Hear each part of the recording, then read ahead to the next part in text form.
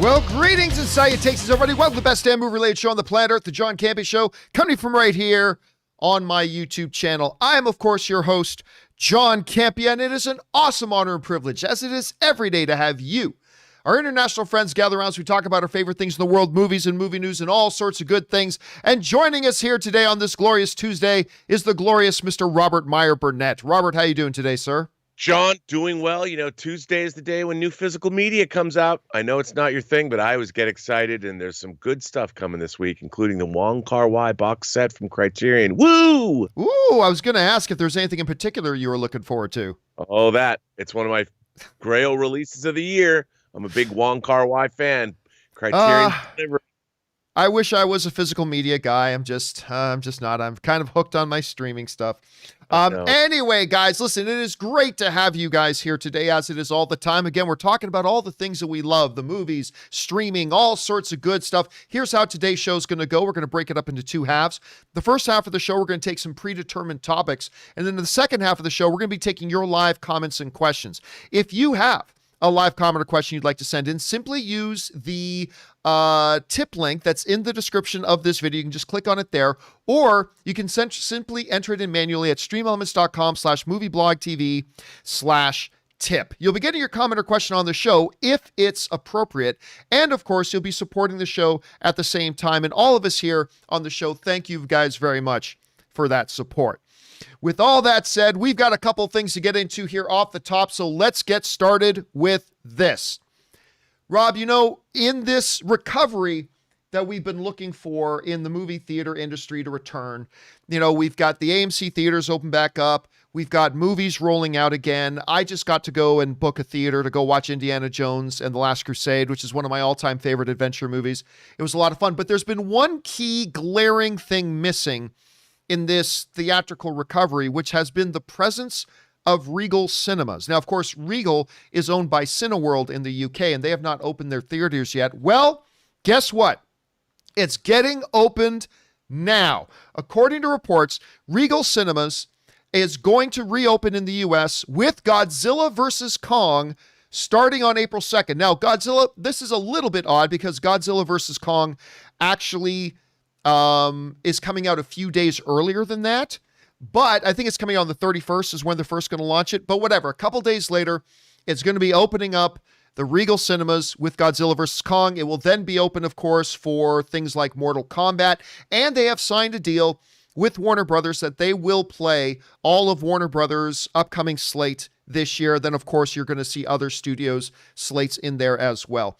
Rob, in talking about this, road to recovery, how significant, we still have a long way to go, but how significant is this particular step of like the number 2 biggest movie theater chain in the world now actually setting a reopening date? How big of a deal is this? I think it's a big deal. It's definitely a commitment to start up their business again, which means they're going to be hiring people. They have to buy their supplies. They have to pay their rent on time.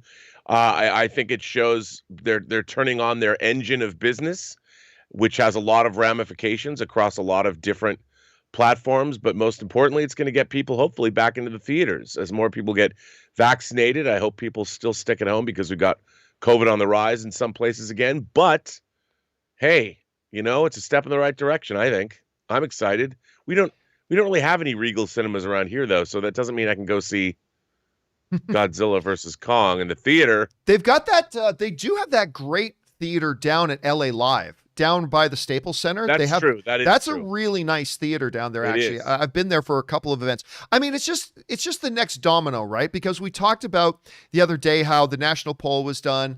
The consumer confidence in going back to the theaters is now at a year-long high, which is good. We're seeing theaters again in LA and New York. That was the next step.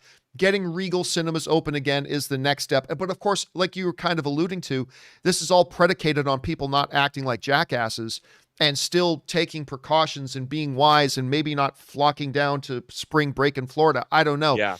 I mean, because it's only going to be as good as we together work towards making it better. And as long as we keep doing the right things, who knows? Question is for you guys. What do you think about the reopening now of Regal Cinemas and the fact that they're doing with Godzilla vs. Kong, which I am literally salivating for? I cannot wait to see Godzilla vs. Kong. What do you think about this? Is this a big deal? Is it not a big deal? Is it just a small another step heading in the right direction? What do you guys think? Jump down into the comments section below and let us know your thoughts. Okay, guys. With that down, let's do one more thing off the top that's pretty much connected to that first one, as that is this. As we just mentioned, Regal Cinemas is now going to be reopening, and they signed a deal with Warner Brothers to play all their films, and they're going to start off by playing Godzilla vs. Kong, which is great. But that deal was not the only details in that overall accord. There was another significant detail in that agreement that is going to have longer-term ramifications, and it's basically this. So Warner Brothers announced, we'll still have to see what happens with Dune, but of course Warner Brothers announced a number of months ago that all of their 2021 films were going to be released in some theaters and on HBO Max on the same day, which caused a lot of filmmakers to be very, very unhappy. That being said, the big question mark has always been what will happen with 2022. Warner Brothers has said that, oh, no, we're only doing this for 2021. We're only doing this thing about HBO Max releases 2021 because of COVID and all that kind of stuff. Well, it turns out they were serious about that because as a part of this deal with Regal Cinemas, Warner Brothers has just now signed an agreement that commits them to releasing their movies theatrical exclusives for a 45-day theatrical window. Now, Rob, that essentially, you and I have talked about this before, because it was also Paramount that had been looking to adjust to a 45-day theatrical window. That, of course, is moving us from what was a 90-day theatrical window, a roughly 90-day theatrical window before. Right. Now they're moving to a 45-day theatrical window. This comes to us from the folks over at Variety, who write the following. Cineworld has also signed. Cineworld is, of course, the big UK theater chain, and they own Regal Cinemas. Cineworld has also signed a multi-year agreement under which films from Warner Brothers Pictures Group will be exhibited in Cineworld cinemas in the U.S., that's Regal. As of their opening, beginning in 2022, Warner Brothers Picture Group theatrically releases will have a 45-day window of theatrical exclusivity with certain provisions. For the UK, now this is outside of the US, for the UK, Warner Brothers and Cineworld have agreed to an exclusive theatrical window of 31 days prior to PVOD and the extended window of 45 days for films that open to an agreed on box office threshold, which would mean essentially, Rob, that movies opening in the UK would have to, by contract, open about 15 days later than they open in the US because they can't go on PVOD in one country and not be, they'll just be available everywhere at that point. Right. So this seems like a significant move because I know a lot of people wonder, I myself was wondering if Warner Brothers would try to keep this plan they had in 2021 with putting on HBO Max and in theaters on the same day. They said they wouldn't do it in 2022. I was skeptical about that. I thought they would try to find a way to do it, but I'm guessing a lot of the pushback they got from their own filmmakers and their partners and the theaters, whatever, seems to have changed their mind. Rob, they've now signed a deal. It's done. The contract is done. They're going to have a 45-day exclusive. What do you think about this step? Is it now just a matter of time before, because Paramount's done it. We know Sony is already in negotiations to do it. We've now got Warner Brothers has done it. Is this now just a foregone conclusion? How significant of a deal do you think this is? I think it is pretty significant because it shows that the studios have a commitment to at least some kind of a theatrical window. I think it's smart business. I mean, as we were talking about, you simply can't make the economics work if your studios are now in the business of making these tentpole films, whether they're Pixar animated movies, Marvel movies, or a Fast and the Furious sequel. These are $150 million to $200 million movies, and they need to be theatrically released, or the economics don't make any sense at all. So I think it's shrewd business, and it's something that I think needed to happen. And the theater chains needed this kind of a commitment from the studios, and I think the studios really needed to show that they're going to step up and be committed to theatrical releases. Look, 45 days is not a long time. That's the minimum. If they want to keep movies in a theater because they're performing well longer, they can. So I think it's probably a win for everybody. Question is, guys, what do you think about? I think this is actually incredibly significant that this has now been done. The deal's been signed. How do you guys feel about this? Jump on down into the comment section below and let us know your thoughts. Okay, guys. With that all down, let's now move into our main topics today. And how do we select our main topics here on the John Campea Show? Well, it's really rather simple. You see, you guys come up with them. Whenever you come across a big story, topic, or issue that you think we should cover as a main topic here on the show, just go anytime 24/7 over to www.thejohncampeashow.com/contact. Once you guys get there, you're going to see a form. Fill it out with your topic or question. It's totally free.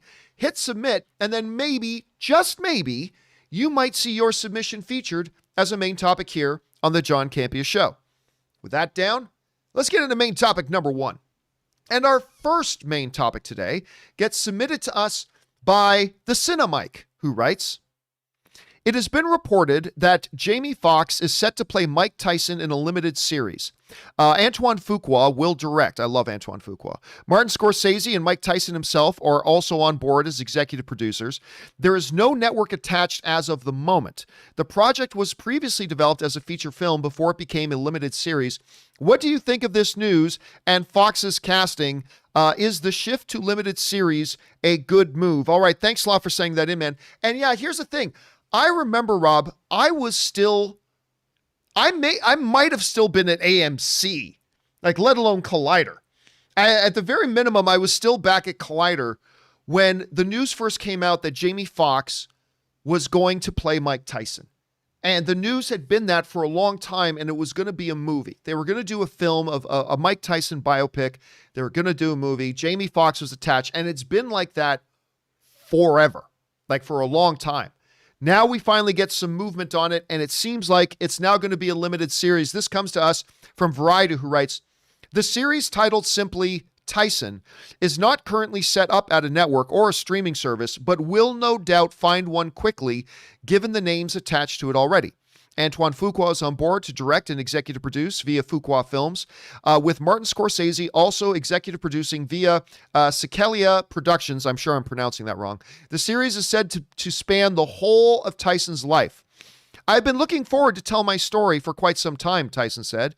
"With the recent launch of Legends Only League and the excitement from fans following my return to the ring, now feels like the perfect moment." You know, Rob, I've said for a long time that not as problematic as a Michael Jackson biopic, but a Mike Tyson biopic was going to be a little bit problematic because there are some significant issues in his life that is going to be interesting to see, you know, with abuse and things like that, if they're going to touch on this in a series that he himself is executive producing. And can you gloss over those things? Can you not? You know, what they're going to do. Basically, though, Mike Tyson is a public figure that has been one of the more interesting, for lack of any other word, interesting public figures inside or outside of sports in a long time. This is a long gestating thing. If they can finally get it done via a series, it seems to make sense. If they actually want it to cover his whole life, it seems like a mini series is probably the better way to go. So I'm curious. At the very minimum, I am extremely curious to see how this turns out. Rob, they're now moving forward with the Mike Tyson biopic series, Antoine Fuqua directing, Marty Scorsese producing. What do you make of this? Well, I mean, with Martin Scorsese producing, he made Raging Bull about Jake LaMotta, and they certainly didn't shy away from the domestic abuse in that film. That's true.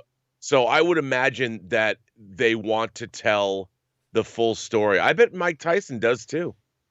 You know, I wouldn't imagine that they want to sugarcoat anything because it's all part of a very interesting story. And yeah.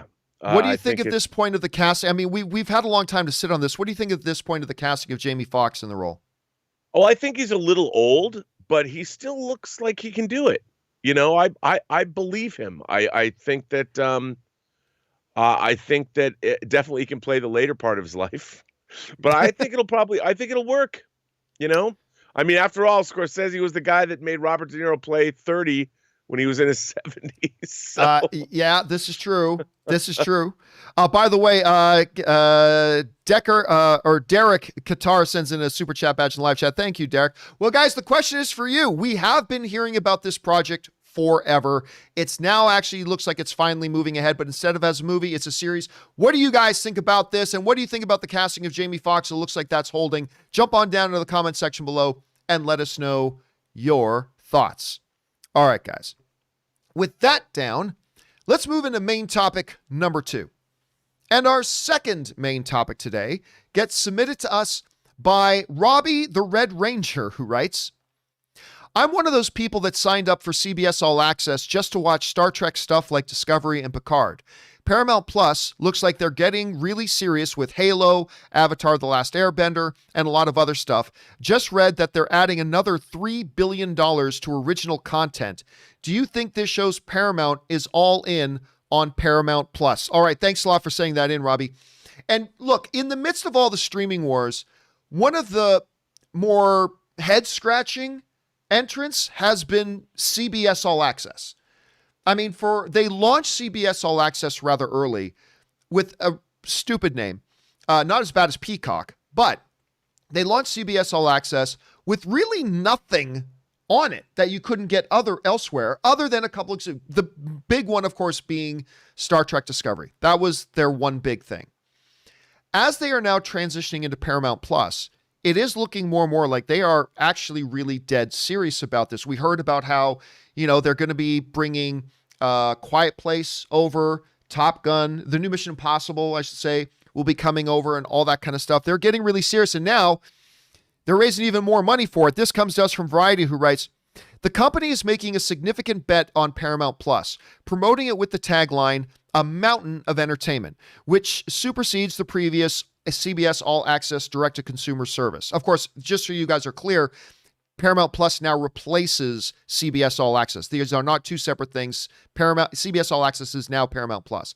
Viacom CBS tallied some 29 million subscribers for its streaming platform, which is more than I thought it would have got, for its streaming platform worldwide as of Q4 2020, and is targeting 65 to 75 million subscribers by 2024. They're also saying, Rob, within the next couple of years, they're targeting not only bringing over content that's a part of their library, of the Viacom library but they say they're targeting $5 billion a year for original programming and content. They're going to be doing this, starting with selling more stocks and more shares. And by the way, their stocks have doubled in the last couple of months. So something is working for them. Their stock value has doubled in the last couple of months. They're selling more stocks to raise $3 billion that's going to be exclusively used for original content on Paramount Plus. Rob, we've seen Disney Plus, HBO Max, Amazon, whatever, get a much bigger head start. Paramount seems to be serious about this. Do you think they can be a real player in these streaming wars? Well, I mean, as we always say, I think it comes down to one thing, and that's the content they provide. Obviously, they have access to Paramount Pictures' vast back catalog. I hope that they aggressively remaster a lot of their titles, make them available in 4K on the streaming service and in Dolby Atmos and in Dolby Vision if they can. And their new programming, I mean, they're doing that series about the making of The Godfather that I want to see. I think it's called The Offer. I'm really looking forward to seeing what they do. All I can say, John, is I'm looking forward to seeing some good Star Trek on the platform. I hope Strange New Worlds is great. But like everything else, they have to have great new content that drives subscriptions. What do you think with the new plan of moving like their Paramount stuff over to like things like A Quiet Place, things like the new Mission Impossible? How big of a deal do you think that's going to be for them moving forward? I think it's huge. I mean, it's so strange to me that already before they announced this, they sold off like Coming to America, the sequel to Amazon. And I would have thought, well, if you have this in the works, why wouldn't you retain, you own Coming to America?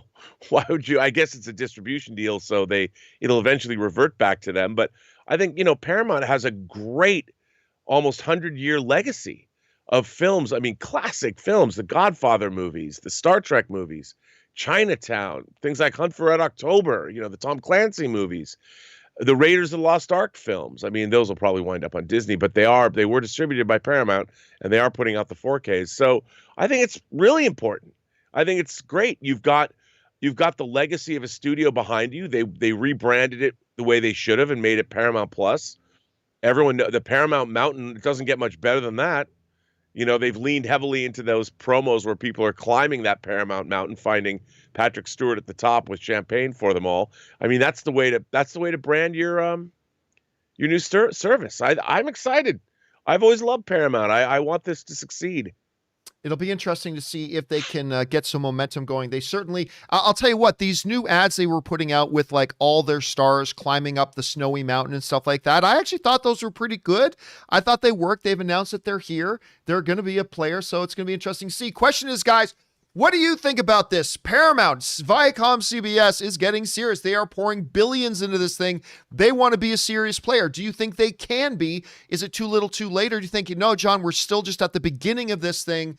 They've got a long way to go. What do you guys think? Jump down into the comment section below and let us know your thoughts. All right, guys. With that down, let's move into main topic number 3, shall we? And our third main topic today gets submitted to us by Aiden Mukelli. I'm going to say Muselli. Aiden Muselli writes, "Hey, John and Rob. I was like the rest of the planet and stayed up Thursday night to watch the premiere of Falcon and Winter Soldier. I guess it really was almost everyone else because they just announced it had a bigger audience than any other Disney Plus debut yet, including WandaVision and Mandalorian. Do you think the audience will continue to grow with each episode like WandaVision did?" All right. Thanks a lot for sending that in, man. I appreciate that. And yeah, a lot of people were looking forward to the debut of Falcon and Winter Soldier and to seeing if they can follow up on the success that they had with WandaVision. And apparently the answer to that question is yes. As Disney put out a press release yesterday that I got just before we started the show, basically saying, this was the biggest debut we've ever had. This comes to us from Deadline, who writes, Disney Plus says that The Falcon and the Winter Soldier ranks as the most watched series premiere ever for the streaming service during its opening weekend, Friday, March 19th through Sunday, March 22nd, and the most watched title overall for the same period on a global basis, including in Disney Plus Hotstar markets. All right. On the one hand, this sounds really great. I mean, you launched bigger than WandaVision did? Great, because WandaVision was a big launch. You launched bigger than Mandalorian did? Great, it's the biggest launch. You come out and say, this is the biggest launch we've ever had on, this is the biggest launch we've ever had on Disney Plus. That's great, and that's impressive. If Disney Plus had been around for 20 years. I mean, don't get me wrong. I'm not trying to downplay the significance of Falcon and Winter Soldier launching bigger than Mandalorian did. I'm not trying to downplay that. I'm not trying to downplay saying the fact that they're saying it launched bigger than WandaVision did. I'm not trying to downplay that. But this thing about when your service has been around for 1 year, saying it is the all-time biggest launch we've ever had. Notice, though, that like Amazon, like Netflix, like HBO Max, they didn't actually release specific numbers. They just wanted to come out and say, and spin this the best way they could by saying, it's the biggest we've ever had. And of course, it's the biggest they've ever had. The thing is growing and they're building momentum. So, Rob, I'm not trying to poo-poo on this. I'm not trying to rain on their parade. It's great. It's impressive. It's good. It's all good news. But, I mean, the whole verbiage of it's our all-time biggest thing when you've only really launched a couple of premium series. I mean, it's as bigger than Mandalorian and WandaVision. Well, those are the only ones you've really ever had. So I don't know. I think you got to be happy with it. I think you got to be pleased, but it's probably going to be a long time before we know what the actual numbers are. Rob, were you surprised to hear about this? And do you think it's a big deal? Well, no, because they've had more subscribers than they've ever had before. So it makes sense that it was a bigger debut than WandaVision or Falcon than Mandalorian, because when Mandalorian debuted, they had millions and millions and millions of less subscribers. Now they have more subscribers than they've ever had. So I would assume just that, of course, they had the biggest debut ever because there's more people watching Disney Plus than ever before. So look, it's a win. Sure. More people are tuning in, but I would assume if they didn't have bigger numbers, then they're doing something, then the show would have been bad because, and look, everyone always looks at numbers and it's fine, but you have to understand what statistics tell you really. And to me, it's like, I would have expected nothing less from this show. And again, I really, really was impressed with the first episode of Falcon and Winter Soldier. And, but again, how many more tens of millions of subscribers does Disney Plus have now than when the Mandalorian's first season debuted? A lot more. So of course they have more people watching. And it's been a year. Here's the interesting part of the question though. With WandaVision, we saw this fanatical growth week after week after week because everybody talked about it, buzzed about it, got more people on board, and then they launched the next episode. Everybody talked about it, buzzed about it, more people got on board, and the next episode got bigger. I think it was by week 4 or 5, it was the #1 show in the world. Do we think Falcon and Winter Soldier can have that same kind of trajectory? Because I think the biggest problem they're going to have mimicking that same kind of trajectory that WandaVision had was that a lot about WandaVision was mystery, right? And nothing sucks in an audience quite like mystery. And I don't know that this is the same. I don't know that this is going to have that same kind of element to it. It'll have that same mystery element to it like a WandaVision did. So I think it's going to continue to get bigger every week. I think it's going to be incredibly successful. I don't know if it's going to have that same incredibly steep upwards curve that WandaVision had. I don't know. What do you think about that? Well, it depends. I mean, I think, I don't know why, but in my mind, I keep comparing this to the BBC series Bodyguard that starred the guy who played Robb Stark, Richard Madden, who's also in Eternals. Yes. And it was a 6-episode show. And I was hooked on it. The plot itself, it was kind of a mystery, but it was this propulsive action plot driven story that I was really caught up in. And I could see this happening to that. I mean, I think we'll know after the second episode, they're going to up the stakes. I think there's going to be a lot of revelations. And if they make it that way, if it's a lot on the like the story's not like Bodyguard, but I'm using it as a sort of a political action thriller with a hero at the center of it. That's kind of what it reminded me of. So I'm going by that. But I remember watching, I couldn't get to the next episode fast enough. And if Falcon and Winter Soldier, they've done all the setup, the next episode's really got to be involving from a plot standpoint. We've got these guys' characters pretty well defined, better than they've ever been defined before. So I'm on both of their sides. But now I want to be immersed and drenched in a plot that is just, I can't wait for the next installment. Question is, guys, what do you think about this? Disney's saying it's their biggest premiere ever. Does that really mean a hell of a lot for a service that's only been around a year and has more subscribers now than it did? Do you think that this thing can have the same type of rocket-like trajectory in numbers that WandaVision did, or do you think it'll be a little bit more modest? How do you guys see this playing out? Jump down to the comment section below and let us know your thoughts. All right, guys. With that down, let's move on to main topic number 4, shall we? And our fourth main topic today gets submitted to us by Kevin Yu, who writes, WarnerMedia CEO Ann Sarnoff did an interview with Variety dealing with the future of the DCEU after the release of Zack Snyder's Justice League. In the interview with Variety, Sarnoff says that Zack completed his trilogy. Let me try this again. Sarnoff says that Zack completed his trilogy of DC films and that the DCU will expand with new characters and stories going forward, with no plans to go back to Snyder or do the Ayer cut of Suicide Squad. Sarnoff also denounces the toxic side of the Snyder fandom and Ray Fisher's allegations against Walter Hamada. What did you make of this bomb-dropping interview? All right, thanks a lot for sending that in, man. And yes, WarnerMedia CEO Ann Sarnoff did come out, did this interview with WarnerMedia, talking about a number of different things. One, which we'll just touch on here for a moment, that I thought was pretty interesting, was they straight up asked her, is it possible we can get more, like the director cuts, specifically the Ayer cut of Suicide Squad?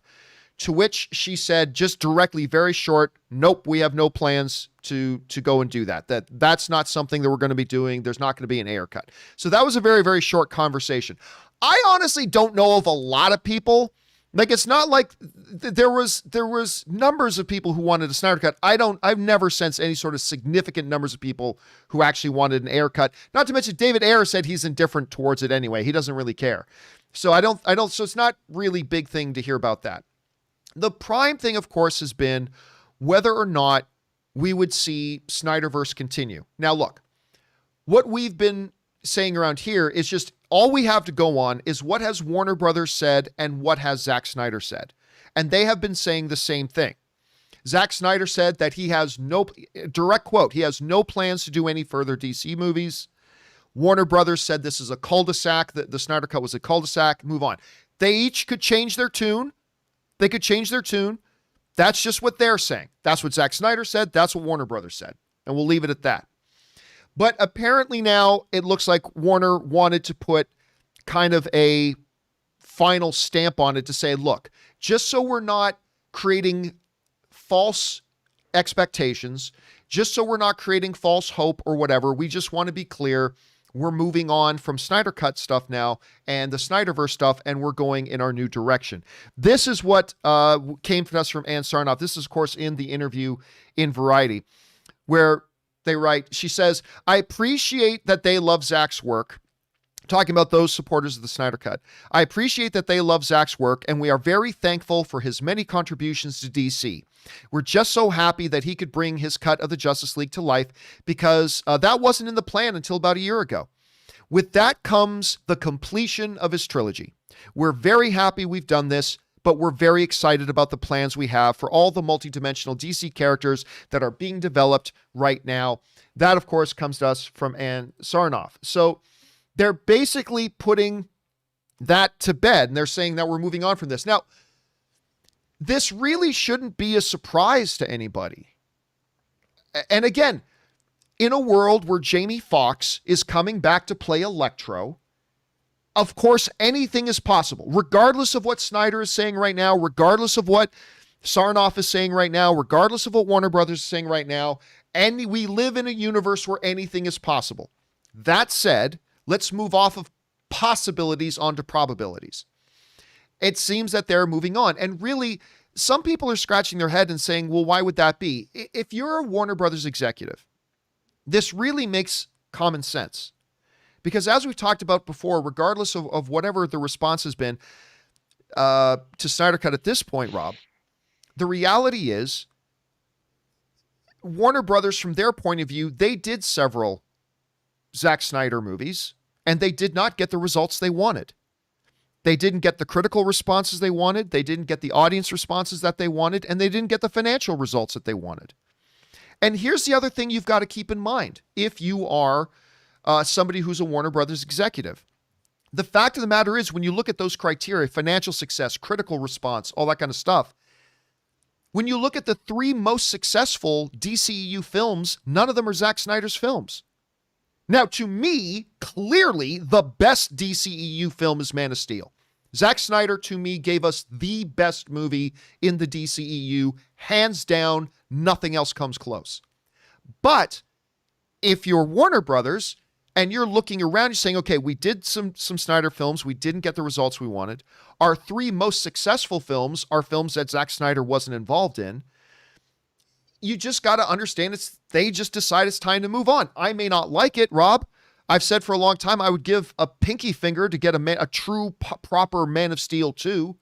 I would give a toe to see a Ben Affleck written by, directed, and starring in Batman movie. But it's not my company. And all I'm saying is you have to look at it from their point of view, that the black and white on the paper seems to make it pretty interesting. One other thing we'll talk about here just for a second, just because they brought it up in the question. Sarnoff, the WarnerMedia CEO, also did make reference of, every fandom, Rob, doesn't matter if it's Harry Potter, Star Wars, DC, or Marvel. Every fandom has a toxic side. Every single one does. If you think your fandom doesn't, you're delusional. Every single fandom does. But Sarnoff wanted to directly, specifically talk about the one they've had in DC for a while. And she said this: we're not tolerating any of that. That behavior is reprehensible no matter what franchise you're talking about or what business you're talking about. It's completely unacceptable. I'm very disappointed in the fans that have chosen to go that negative place with regard to DC. With regard to some of our executives, it's just disappointing because we want this to be a safe place to be. We want DC to be a fandom that feels safe and inclusive. We want people to be able to speak up for the things they love, but we don't want it to be a culture of canceling things that any small faction isn't happy with. We are not about that. We are about positivity and celebration. And of course, the other day, Zack Snyder himself kind of disavowed, Rob, another site He's saying, hey, listen, just, I have nothing to do with all the hate side of this thing. I want this to be about positivity, blah, blah. We're hearing Sarnoff now speaking about that as well. So I thought that was interesting. Rob, I think it's safe to say both you and I, maybe on different levels, like I want to see Man of Steel. I want to see, nobody to me has done Batman on screen as good as Zack Snyder has. Like I've said for a long time, the Ben Affleck iteration of Batman in Batman vs. Superman is my all-time favorite on-screen iteration of Batman. Henry Cavill is my all-time favorite Superman. These are both done by Zack Snyder. I think both of us, to some degree, would like to see other stuff. But let me ask you, if you're in the boardroom of WarnerMedia and the topic comes up of understanding all the facts and numbers in front of you, do we move forward and make more movies like these, or do we go in these other directions that have won us Oscars and got us billion-dollar films? What do you add to that conversation in that boardroom if you're there?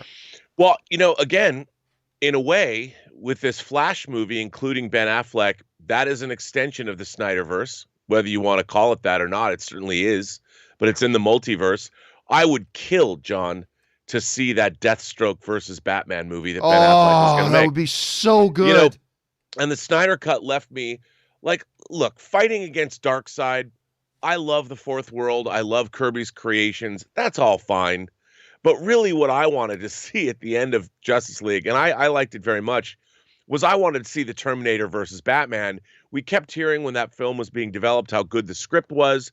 I'd love to see Ben Affleck direct it, especially if it was more of a crime thriller kind of a thing like he was doing in The Town and also in Live by Night and with the first film he made. Why am I drawing a blank on it? But that first film, I really liked that as well. And if that's an extension to me, I wouldn't limit yourself by saying, well, the Snyderverse is dead. I understand they probably can't make another Justice League movie. It's especially not now because you're looking at, we were talking about this earlier, a $300 million expense. They can't justify making a movie that costs that much. And that's the kind of money you're looking at if you're going to get all these actors together and make these films. I mean, they can make an Aquaman 2 and be pretty much assured they're going to make another $1 billion. So while I think that maybe the Snyderverse is dead, I could see them making offshoots of that Snyderverse with other people. And it always comes down to, with me, as I tell you, great characters and a great story. If they've got great scripts about these characters, I think they'll make them. Great scripts, great filmmakers, great characters. And I don't think we're going to see another Justice League movie, but we got Ben Affleck in the Flash film and Ezra Miller's in the Flash film. So that by definition is kind of a sequel. And Iris West, who was right. in the thing, is in the Flash films. Remember, Rob, there were stories already written that Henry Cavill, that we'll see if these pan out, but there were stories in the major trade saying Henry Cavill had already signed up to do a couple of appearances as Superman in a couple of other films. That is an extension. So even if they say the Snyderverse is done, we're going to see extensions and legacy, if you will, of Snyderverse still continue on, because we got Ben Affleck come back. Now they're saying Michael Keaton may not come back, but we'll talk about that another time, I suppose. But we got Ben Affleck come back. We're probably going to see Henry Cavill again, even if it's not in the new overall Superman movie. So we're going to continue to see that legacy to some degree. I don't see them deviating from that too much. I don't see them. There was a time, Rob, that I thought they should have rebooted the DCEU a number of years ago. I think they're past that point now. I don't think they need to anymore with the success they've been having recently. Nope. What do you think? No, I agree. And this emphasis on the shared universe, now they're just like, you know what? We have a multiverse now. We're going to do Matt Reeves' Batman. We're going to do James Wan's Aquaman 2. We're going to make Andy Muschietti's The Flash. By the way, Iris West, could there have been a cuter girl on screen? I don't think so. I can't wait to see her come back. I hope they have a great romantic When Harry Met Sally-esque relationship. I would watch Ezra Miller and her travel around the world if he never puts on the Flash costume. But that's just me.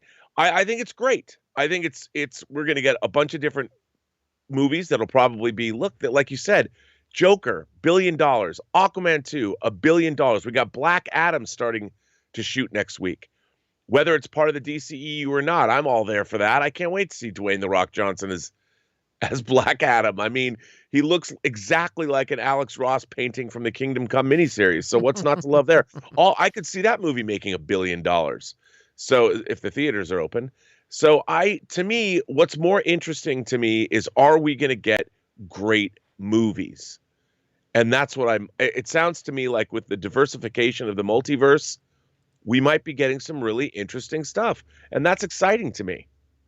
Yeah, and again, I think that's the important. You raise a really great point, Rob, when you talk about the fact that, the role they have $2 billion films that they've got under their belts now.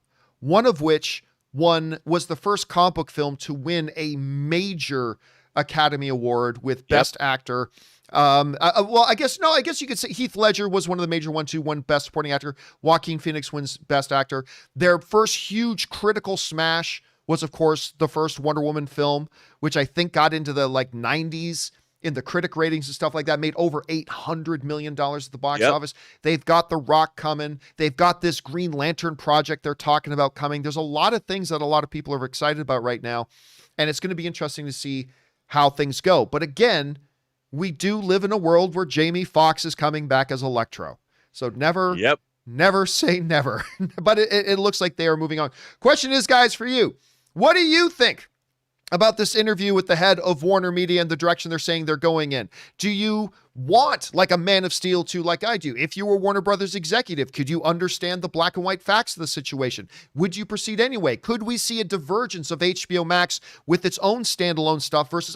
there's a lot of possibilities here. What do you guys think? Jump down into the comments section below and let us know your thoughts.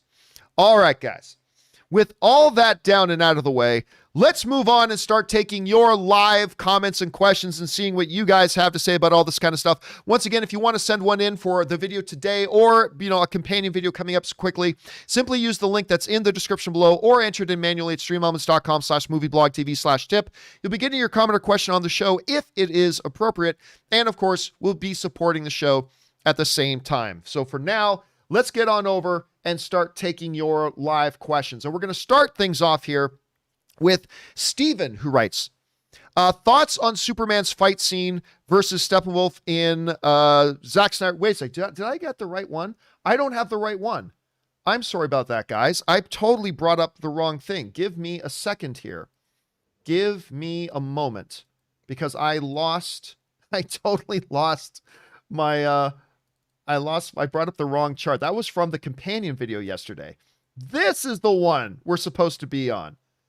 I was like, wait a minute, that question looks familiar. This is the place we're supposed to be. Okay, let's try this again, shall we? We're going to go with Anonymous, who writes, I had a nightmare where Mando and Grogu make out in the finale. Critics and fans, and you, love this bold creative decision as Grogu is older than Mando. I was the only one disgusted and was silenced by the Disney overlords. I need to go back to taking my meds. I mean, that's it's Rob, it's the reverse. It's the reverse discussion I was having the other day with me and Kimberly Kern were having about, in Falcon and Winter Soldier, does Bucky have an obligation to reveal to this girl he's on a date with that, no, really, I'm 106 years old. I am old enough to be your great-great-grandfather. Does he have that obligation? And then, of course, the Grogu thing, well, technically, Grogu's like 6 times or probably double the age or almost double the age Mandalorian. It brings up fascinating questions. All right, next up, we go to Casey the Sledge Storyteller writes, Hey, John, want no Back to the Future remake, but after seeing my kids' reactions, I so badly want to see some movie made of today's teens stuck in the 80s to the shock of living with just physical broadcast media, landline phones, etc. You with me? I mean, fish out of water stories, Rob, are always fun. Yep. But I mean, we already kind of had that with like that 70s show, and we've already kind of had a little bit about that. I mean, I remember I was talking to a buddy of mine the other day.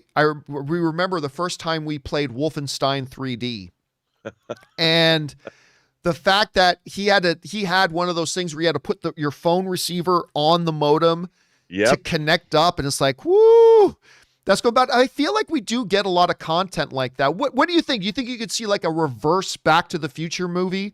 Or maybe Doc takes some kids back to the 80s? I don't know. What do you think? Well, I guess having lived through all of that, I'm like, it wouldn't. I don't think it would really. Um, a lot of the audience would be like, okay, we lived through it, so I get you didn't, but would that be that compelling? Just with a lot of other stuff being done in that vein, I don't know. Yeah, I mean, how many YouTube videos can you watch of kids being handed something? What is this? Do you know how to make it work? And it's like a Walkman. Right. I don't know. Those are gold. As a kid, Sony Walkman, those were gold. All right, next up. They were gold. Kara Black writes, with She-Hulk coming to the MCU next year and becoming prominently featured on the film side as well going forward, I'm curious if this could eventually lead to Secretary Thunderbolt Ross becoming Red Hulk and or Betty Ross returning as She-Hulk. Rob, that is a question. The Betty Ross side has been actually one that's been brought up a lot over the years, ever since Mark Ruffalo came in and took over Hulk and we had Avengers. And it's like, where's Betty Ross? Where's Liv Tyler? I mean, we could see that. I don't know that they'll ever do the Thunderbolt Ross as Red Hulk thing. I kind of feel like they're not going to go. That doesn't mean we couldn't ever get a Red Hulk story, but I don't think they're going to do it with Thunderbolt Ross at this point. I would personally love to see Liv Tyler come back as Betty. I think that could be really interesting for Hulk at this point. I know, Rob, what do you think the chances of that are? Well, like we said, with Electro coming back, never say never. But I think probably pretty slim, or maybe they'll recast. But Betty Ross could come back. I mean, the way the Marvel Cinematic Universe works, you just never know who's going to show up. So, I mean, I would like to see all that. All that stuff to me could be interesting character dynamics, and there could have been could be a lot of fun stuff. Now we're getting Jane back in the new Thor movie. You just never know who they're going to bring back, but as long as it's written well, I'm there for it. All right, next up, we've got Maxie O, who writes, I watched the Snyder Cut. I liked Snyder Cut, but holy shit, I haven't seen this much overpraising of a pretty good movie since Avatar. Well, I mean, look, it's all subjective, dude. Like, just because, yeah, I mean, look, I thought it was very good. Like, I thought it was very good. Like, do I think it's the best DCEU movie? No, that's Man of Steel. And I still put Wonder Woman and Shazam ahead of it, but I put it ahead of Aquaman. But the thing is, all film is subjective. I mean, just because it didn't hit you as strongly as it hit some other people doesn't mean it's not legitimately hitting other people that strongly. So, and the same is true of Avatar. I mean, the same is true of that. So I get it. You liked it, but that's the important thing, right? At least you liked it, and that's the important thing. All right, next up. Josh writes, one of Marvel's greatest strengths is its small character moments. Tony and Steve on the farm, that was a good moment. Vision and Ultron talking human existence, or just the small look Happy gives Peter as he's building his new Spidey suit. What is your favorite character moment? In the MCU? Whew. I mean, I think for me, and I think this is one of the overall best moments in the MCU ever, and it's not the airport scene, although I totally love the airport fight scene in Civil War.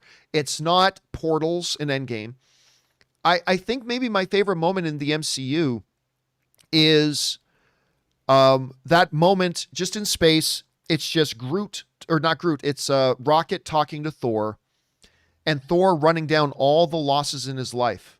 I've lost this, I'll have this, and now I got to go do this. And Rocket says to him, and what if you're wrong? And Thor, played brilliantly by Chris Hemsworth, says, then what else do I have to lose? And I just remember sitting in the theater going, in this Marvel universe of these huge epic battles and these larger than life characters, that might be my favorite moment ever in an MCU film. But Rob, when you think of like just really good character moments in the MCU, what jumps out to you? What do you think about? Well, I like Thor and Groot. Thor and Rocket talking right. In the that ship is such a great and I love the moments when Rocket is lamenting about himself and how he's been treated. Oh yeah, that life. Part too. That I missed that was part. In what, Guardians of the Galaxy 2. I did love that.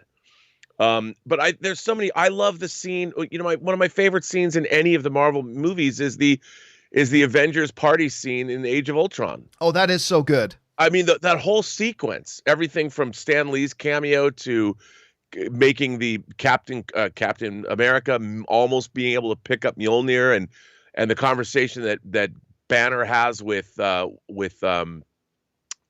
with Scarlet Witch or Scarlet Witch, Black Widow. Black Widow. Dude, when she says that story to him, she goes, "I knew this guy. I know a lot of guys who are always ready to run into the fight, and then I meet this guy who runs away from the fight because he knows he'll win." I'm like, that is like one of the best lines. Yeah, I mean that stuff is gold, and I love all that, and I think that there's so much of it. That's why we keep watching these films. I think that's why they're so endearing to everyone, is that they have the great combination of pathos and characterization and the comic book action that we crave. And I think that, it doesn't. People talk about how the Marvel Cinematic Universe is like this cookie cutter, easy to do thing. And I'm like, your people are out of your minds. To make this sustain over 23, now 24 movies, and now 2 TV series and more coming, it is not easy to do. And the fact that we love these characters and we know these characters, when Captain America says "on your left," or Tony Stark says "I am Iron Man" and snaps his fingers, this stuff was earned, man. Yeah, it was earned, and it's not easy to instill such affection in an audience for these characters over the better part of, we're up almost at 15 years, and that's amazing. Although I do gotta say, because we've been talking about Snyder Cut, I gotta say, one of my it's got to be a top 3. It's got to be a top 3 all-time favorite moment in any superhero movie. It's got to be coming out of the Snyder. I'm not saying it's one of the all-time best scenes, but I'm just saying for me, it's one of the all-time greatest moments in a comic book movie. Is the scene near the end. It's the battle they're having in Russia, and Steppenwolf is about to drop the axe on Cyborg from behind, and Superman. I'm getting excited just thinking about it. Superman flashes in, and he doesn't block. I love this. He doesn't block the shot. Like, he doesn't push Cyborg out of the way so Cyborg doesn't get hit. He doesn't grab Steppenwolf's arm so he can't swing the axe. He just stands there and lets the axe hit him and bounce off him, and he goes, "Bitch!" Although he didn't say that audibly, but I bet it was in the original script. I bet Superman says, "Bitch, I'm Superman," and then beats the shit out of him. One of the top 3 greatest moments in comic book movie. I like literally was celebrating by myself because no one else was there when I was watching it for the first time. But man, I lost my mind. But anyway, I know that's not a character moment, but it's great. I just love it when Superman's treated right. I just love it when Superman is treated right. Anyway, let's move on here, shall we? Dr. Zhivago writes, "I know you're married, but curious to know who you and your wife would want to go on a fantasy celebrity dates with if you had never met each other." Well, I think for me, that's it. For me, that's easy. Because every merit's got the hall pass. You got your list, you got your exception list, you got your hall pass list. I think for both Ann and I, it's pretty easy. I know Ann's would be Justin Timberlake. Because like there's Ann actually has this newspaper clipping, like this front page newspaper clipping of her and her friend Jay Lynn, who came with us to go see Indiana Jones the other night. But her and her friend Jay Lynn, as like grade school girls, getting ready to go to what was the name of his band? They weren't Backstreet Boys. What was Justin Timberlake's band? NSYNC? Yeah, it was NSYNC. Yeah. With like tickets to see NSYNC. And it's like, yeah. And they were so like, she's been for me, I mean, like every guy, I've had a lot of celebrity crushes, but I think my longest term celebrity crush is Jennifer Garner. It's one of the reasons why for so long I had to tip the cap and bend the knee to Ben Affleck. But yeah, I think Jennifer Garner would probably be my all-time celebrity fantasy date. That would be mine. What about, do you got one, Rob? Well, Sharon Stone circa Basic Instinct, as long as she didn't run me through with an ice pick. Yeah. Put a little asterisk on that. And then I gotta say, to be honest, Kate Winslet. She's amazing. Yeah, I'm very enamored of her. And then of course, any redhead. And then Any redhead. There we go. And we're good to go. Karen All right. Gillan to Jessica Chastain, you know. All right, let's move on here. Next up is Ryan Lohner, who writes, Kate Kane is now being recast after all. It's almost like they could have just done that in the first place and saved themselves a ton of trouble. But what do I know? Again, we were talking about this the other day. It is one of the most confounding decisions I've ever seen in television. It's like, okay, so you lost the lead actress, whether you got rid of her or whether she chose to leave, whatever. But instead of just recasting the role, you got rid of the character as well and created this. It was just really one of the most confounding decisions I've ever seen a TV network make. Anyway, Jordan RTK writes, do you actually believe DC and Warner Brothers have any actual sense of direction? For example, do you think they have a Feige-esque 5-year plan for their universe? Over the last few years, I just feel like they are winging it as they go along, and it worries me. Well, Jordan, you know that has been my criticism. As much as I love Warner Brothers, that has been my criticism of them for a long time, up until a couple of years ago. A couple of years ago, I started to feel like once they actually brought in a new sheriff, once they brought in Walter Hamada, who's not he's not like president of everything like Kevin Feige is. But I felt like once they brought him in, and Rob, especially, I remember you and I talking after the DC Fandome event. Yeah. And hearing Walter Hamada talk about what their universe is now and where they're going. I got to tell you, I feel more comfortable and confident that they have a sense of where they want to go and what they're doing than I ever have before. Because they've always been extremely reactionary. And to a degree, they still are a bit. But that DC Fandom event, I think put where they are as a company in a whole new light. And it made me feel very confident that I think they know at least what they want to do. Now, not everything's going to work. Not everything Kevin Feige has done has worked. Iron Man 2, anybody? But I mean, so not everything that Marvel's ever done has ever worked. I don't think everything they're going to do is going to work. But DC Fandom really brought me around a lot on feeling like they've got at least an idea and a North Star. That's it. I feel like they've got a North Star now, Rob. How do you feel about it right now? No, I agree. And look, Walter Hamada, watching him speak, he's an obviously incredibly intelligent guy. I thought he was very impressive. And, I do think they've got directions. And the fact, look, the things that give me the most confidence is movies like Joker and Aquaman. Both DC movies couldn't have been more different. I mean, one, Aquaman embraced the crazy fantasy element of all that. And as you know, you saw it with me. I loved it. And then Joker, dark, the ills of society. I mean, and they didn't shy away from either approach. And they're diametrically so far apart from one another, opposed. And yet it worked. And I think that if that's their commitment, instead of building a cinematic universe, they're going to give us unique visions of all their characters. I would expect that Matt Reeves' Batman is going to be something different than we've seen before. And I'm sure for that reason, we're going to go, oh, because now they're sort of untethered from the idea that everything has to work together. And I think that's great because Marvel's doing it so well on their end. DC needed to forge its own path and you never know what you're going to get with them. You know, you're going to get something interesting, unique, and a unique vision. It doesn't have to all fit together. All they have to do is make great movies. And I'm hoping that's how they move forward. And it sounds to me that they are going to do just that.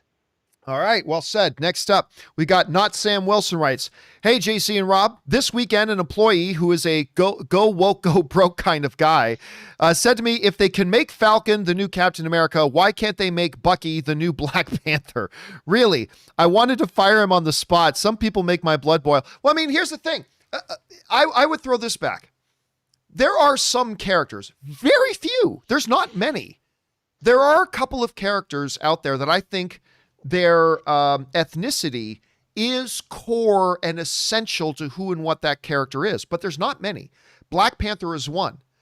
I would fire back. I say, no, that's a stupid comparison, but Bucky can become the new Falcon. I honestly don't feel like, in the same way that I don't feel like Superman, his ethnicity, the color of this alien organism's skin has nothing to do with the core essentials of what Superman is. I feel the same way about Falcon. I mean, you could literally get a white guy to play Falcon because I don't believe Sam, being African-American, is at all part of the core essential elements of who and what make that character who he is. Now, I'm saying this before watching the entirety of Falcon and Winter Soldier. Right. But up until this point, there's nothing about Sam's ethnicity that him being black is core and essential to who and what he is. And therefore, I think you could get an Asian guy to play the role, or you could get a white guy. So that's what I personally would have fired back with myself. But that's just me. All right, next up. Nat Sam Wilson also writes, 1 of 2. Falcon and Winter Soldier Episode 1 was everything I hoped for. Sam got his chance to really shine and show he can be more than Cap's sidekick, and we got to see Bucky become more three-dimensional character. I know some wanted a 45-minute MCU version of a John Wick movie, which that may be coming. But to me, this was, as Thanos would say, perfectly balanced as all things should be. Bottom line, this was just the start. There will be plenty of action to come, but in the MCU, the story drives the action, not the other way around. And Rob, I think Sam just kind of nailed one of the things that works best about the MCU is that the story drives the narrative, not the action. And I agree with him. I thought there was great balance. We had this incredible all-time televised action sequence, aerial action sequence, but we also had the moment of the old Japanese man opening his door and Bucky seeing the picture of his son on the shrine, knowing that he killed this man's son. I mean, it was an incredible balance. How would you respond to that? I completely agree. That's one of the things that I was so taken by with the show. You know, once you've established with that kind of an action scene, you spend the rest of the show building character. I mean, who would have thought, John, that we would have seen a scene where a main character goes to a bank to get a loan in a Marvel Cinematic Universe show, and juxtaposing that with Bucky Barnes talking to a therapist, and yet it felt right. I really enjoyed it. To me, I think that both Bucky Barnes and Sam Wilson moving forward are now top tier characters in the MCU after that one episode. Yeah, it was really quite good, but we'll see how it goes. All right, by the way, Suthius sends in a super chat badge in the live chat. Thank you, Suthius. Appreciate that, man. All right, let's move on here. Not Sam also writes, any thoughts on Anthony Mackie's statement that the "this is awkward" line from Infinity War was because Sam and Natasha were dating? He did an interview where he talked about doing a deep dive in the character, and to him, Falcon and Widow were an item. Well, I mean, that's great, but that's not what the Russo brothers ever said. When they talked specifically about that line in that moment, they made no mention of Sam and her dating. So, no. But by the way, Anthony Mackie, probably more than any of the other MCU actors, has more fun being in the MCU. Like, I still remember doing an interview with him once, and we the topic of DC came up. It's like, oh man, this movie's way better than anything they got. Way better than anything they got. Now, deep down, he's actually a big DCU fan. He really loves a lot of the DCU movies, but he loves playing that. He loves playing that. I remember, Rob, when they were, I think it was going to be Batman versus Superman was supposed to open at the same day as Civil War. I think that was it, wasn't it? Weren't those the two movies that were supposed to open the same weekend? Yeah. And then eventually Batman versus Superman moved, which I thought was a really smart move. But I remember during a press conference, like Anthony Mackie, somebody asked all the actors, they had the panel up there and they asked all the actors, what do you think about, right now you guys are scheduled to open and blah, blah, blah. And Sam Mackie's like, we got Captain America. And he's like up on that. Like, he has a lot of fun with that. So this sounds like something he would totally say, I think that Natasha and Sam were dating. It totally sounds like something he would say, but I don't think that was ever the case. I don't know, Rob, do you remember, like in the director's cut, that any kind of suggestion or of the director's commentary, there being any sort of suggestion that maybe Sam and Natasha were dating? Because I don't remember anything like that. No, that, come on, Natasha and Cap hooked up, not Sam. All right, next up. I don't think they hooked up either. Next up, and by the way, Frankie Gouge sends in a super chat badge in the live chat. Thank you, Frankie. Appreciate that, man. Not Sam Wilson also writes, back in the day, my wife, funny enough, she's a redhead, so let's call her not Black Widow, was obsessed with Quantum Leap. She watches your show with me from time to time and curious to hear your opinion of that show. Thanks. I never watched a lot of Quantum Leap, Rob, but I know you and I have talked about this show. You have watched Quantum Leap, have you not? What are your thoughts? I remember it starred the captain from Star Trek. Scott Bakula. Yeah, Scott Bakula. What did you think of Quantum Leap? From Lord of Illusions. No, I thought Quantum Leap was kind of an irresistible show. It was great. Time travel. It was really well done. It had a lot of emotion, a lot of pathos, And I really love the character dynamic between our two main characters, Dean Stockwell and Scott Bakula. It's a delightful series. I really like Scott Bakula, by the way. All right. Yeah. Next up, Tom Gillard writes, I like Man of Steel. I hated Batman vs. Superman, but I love the Snyder Cut. When Darkseid showed up, my dad got his universes confused and exclaimed, oh, cool, Thanos is back. Wrong universe, Dad. Wrong universe. Yeah, I mean, I think the biggest distinction visually, I think they did a really good job because I know a lot of people have often confused the characters, like who aren't versed in comic book stuff. I thought they did a really good job with this version of Justice League to make him visually look very different than Thanos. I thought he looked very, very different than Thanos in this. So I thought they did a pretty good job with that. But yeah, I could see a mom or a dad saying that. I could totally see that, Tom. Next up, Basil writes, trivia. In several European countries like France and Italy, Moana, I've heard about this. Moana is officially known as Vienna or Oceania. The reason? Moana is the registered trademark name of a famous Italian porn star. Which, of course it is. Of course it is.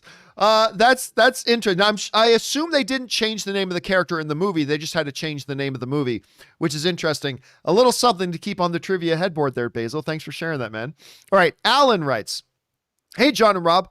One thing I've seen in the reviews of Kong versus Godzilla is that the human characters aren't great. That got me thinking, how important are the human characters? We go to a movie like this to see great looking monsters and great fight scenes. Well, here's the thing, Alan. It's not just that. Rob, I think you agree with me on this. You still got to make a good movie, right? You got to make a good movie. And that means, grounding it from the perception of who we are as people, it's seeing these monsters, because that's our point of view that we're watching it from. You have to make a compelling story with the humans as well. You don't want it to be 95% humans and 5% monsters. I'm not suggesting that at all. But you still have to build a good movie around it. Otherwise, just stay at home and watch YouTube clips of some CG fights, right? You got to make a good movie around it. Now, I have heard that the human characters aren't great, but I've also heard they're not bad. Because they're in other, either Godzilla or Skull Island or in King of the Monsters, there has been criticism that the human characters just came across as stupid and whatever, but I've heard they're not bad. What have you been hearing as far as the human side goes, Rob? Well, the same thing. I mean, people are always saying, I don't even know what that means, because it's not like the Godzilla films are always noted for their incredibly dramatic and deep portrayals of their human characters, the travails. It's not like you're watching, I don't know, ordinary people, but with monsters in it too. It's not like that. And while, look, to me, kaiju films are sort of, there's an inherent, let's call it non-verisimilitude in those movies. and I think that's okay. And I'm curious, the world building, I want to see what they do with the Monarch organization and then this other organization that has they're nefarious or something. I bring it all on. And I when people say that the human characters aren't good, I'm like, well, what did you think they were going to be? Like, what did they let you down? Did you believe that in Godzilla versus Kong that you were going to get some amazing character insights to these human beings so they're fully realized people? I'm like, that's fine, but is that what you thought you were going to get from the movie? So when people say, the human characters weren't great, I'm like, what does that mean? What did you think they were going to be? Yeah. All right. Next up here, we got Great Grabthar's Hammer. Love a good Galaxy Quest quote. Who writes, John, you've inspired me to seek out the original Battlestar Galactica, the Lauren Green one, Dirk Benedict, Richard Hatch. Absolutely. I don't think it's as good as Ronald D. Moore's version, but it's great to go back and watch.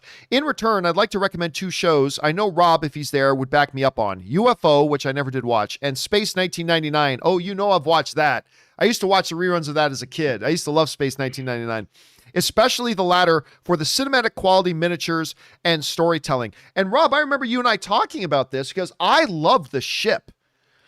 Like the ship from Space 1999. Oh, dude, I have a whole shelf of them right over there. Oh, God, I used to love that ship. And remember the alien Eagle girl who turned into this big space bear? Maya, she was from the planet Psychon. So for those of you who don't know, the basic idea of Space 1999 is actually an interesting premise. So there was a base on the moon, but something happened and blew the moon out of Earth's orbit and just rocketing off into space. And the people on this base were just stuck on that base, destined to forever hurl off into the eternity of the darkness of space. It's actually kind of interesting. What was the name of the ship again, though? I keep forgetting the name of the ship, Rob. The Eagle. The Eagle. I was going to say the Falcon. Wait a minute. Here, hold on. Oh, yeah. Go grab that sucker. It's right here. The Eagle. I love the design of this ship. I used to have this toy. Isn't that beautiful? Here's an Eagle transporter. Now, this is made by a company called 1612. Now, these are all obviously very utilitarian. Now, you want to see something that's really cool? This particular Eagle that I have is actually signed right here by Brian Johnson, who created the Eagles. Oh, my God. He was also the director of visual effects. He was the visual effects supervisor for The Empire Strikes Back. That is awesome. So, yeah, and I have many different sized Eagles because I was obsessed with these as a kid. I have more coming. I have two unbuilt Eagle model kits that are 22 inches long. So, I've got a whole shelf. I think I've got 12 Eagles up there right now. There's always more to get. Love those. All right. Next up, anonymous viewer writes, Bucky to old man, Yori. I am no longer the Winter Soldier. I am James Bucky Barnes, and you're part of my efforts to make amends. I deeply regret the loss of your son at my hands, and I offer myself as your son. A little bit of mixture there of Falcon and Winter Soldier with best of the best. So, yeah, I like that effort, and I offer myself as your new brother. Anyway, excellently done. Well said. Anybody that can mix a little best of the best in with something, I absolutely love it. By the way, I said this before, I'll say it again. The thing I am now most looking forward to is not, Bucky fighting Zemo or anything. The moment I am looking forward to most in this show now is when Bucky finally comes clean to Yori. I mean, that's the moment I'm looking forward to now. All right, next up, Lobster Johnson writes, one of three. Hey, John. I'm a huge Hellboy fan, and the newest movie gave me a sense of dread as to whether we would get another iteration again or Hollywood would move on from him. He is not a superhero. He's an occult detective with a little action in there. I hate that they try to make him an action star every time. With the way he was written by the great Mike Mignola, Hellboy creator, instead of coming out month after month like a normal comic, it came out in short stories telling folklore tales. Hellboy as a story would work 1,000% better as an 8 to 10 episode series for Amazon or HBO Max. So what are your thoughts on that? And would you see it being a TV series for a big streaming service if given the chance, or has Hollywood moved on? Hashtag bring on the filthy. Thanks a lot for that, Lobster. Rob, Hellboy has been a problem. It's a character that amongst those who know him really, really love the character, but has always struggled to find any kind of success, on the screen. This latest iteration was an abomination. This latest Hellboy movie was just terrible. But the reality is the other ones, which were quite good, they were never able to be really financially successful. And here's the thing. I had a chance in Toronto. I actually got to have a sit down for like 20 minutes with just me and Mike Mignola. I got to sit down with Mignola for like 20 minutes. And we were discussing Hellboy, the motion picture, which had just come out. And by the way, Mike Mignola was involved in all three of those movies. He was actually heavily involved in all three of those movies. And one of the things I remember him saying to me was the whole thing of the graphic novel stories as they exist really wouldn't work on the screen. But I think, there's so much dimension to Hellboy, you can tell him in these types of stories. And with Guillermo del Toro, those stories really worked. It's just that they struggled to find an audience. Rob, I gotta be honest with you, I don't know that the Hellboy stories, as they're more kind of laid out in Mignola's work, I think they would continue to struggle to find an audience. I don't know if it has that type of appeal. I don't know, maybe I'm wrong. What do you think? Well, I think that character works really great on the page. I love the comics. I have the hardcover collector's editions of a lot of those comic stories, and I really like them, but they're hard to translate well.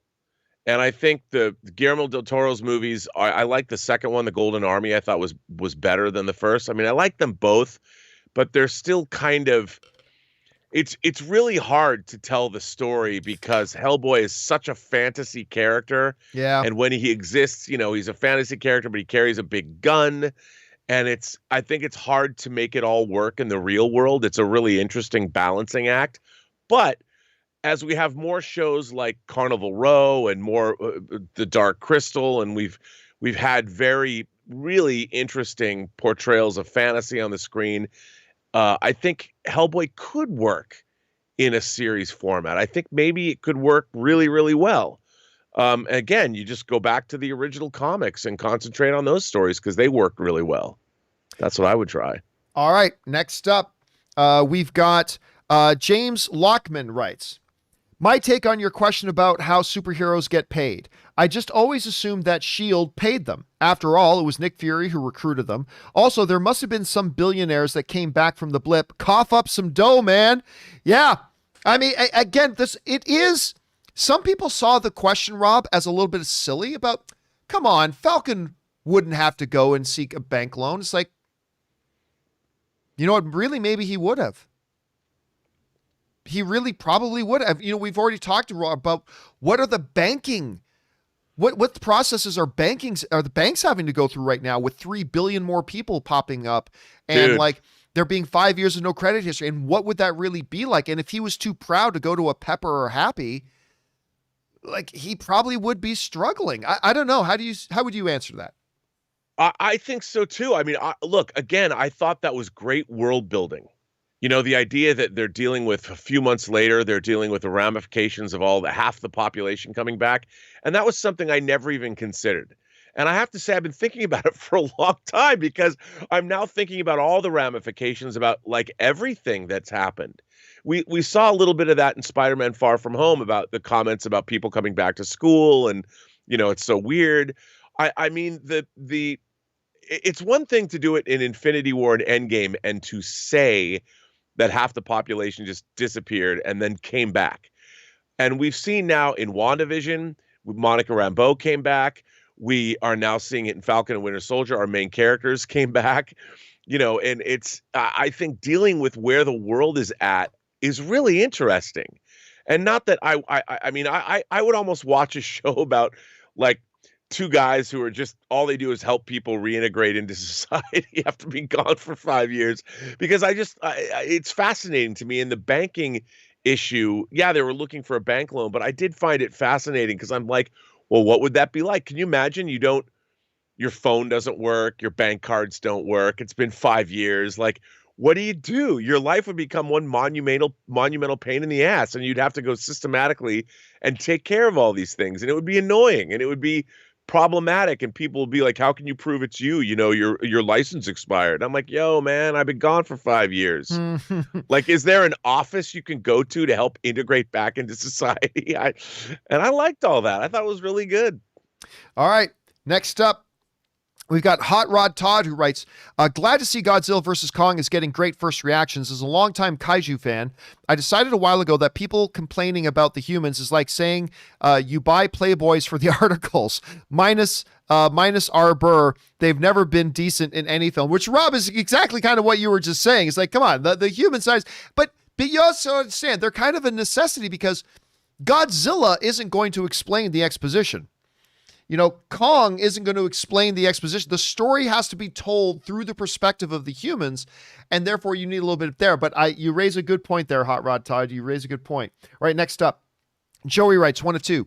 My dad and I both thought the Snyder Cut was an improvement over the Whedon version. All I got to say is that the scene that involves Superman and an axe dropped our mouths. Dude, I think it's like one of the greatest moments ever.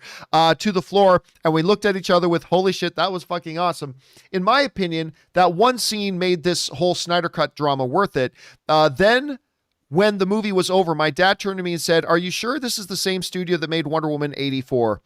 Yep, I have a hard time believing, Rob, that it was the same director that made Wonder Woman. That Wonder Woman 84 was the same director who made Wonder Woman. I mean, look, we've talked ad nauseum about Wonder Woman 84 and what a step down that was from the original Wonder Woman, unfortunately.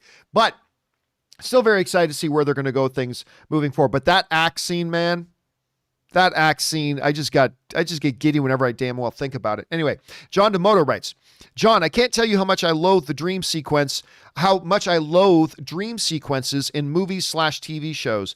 Both Snyder's Justice League and the Falcon and Winter Soldier had this. What are your thoughts on this? I think it's a cheap tactic with no real stakes.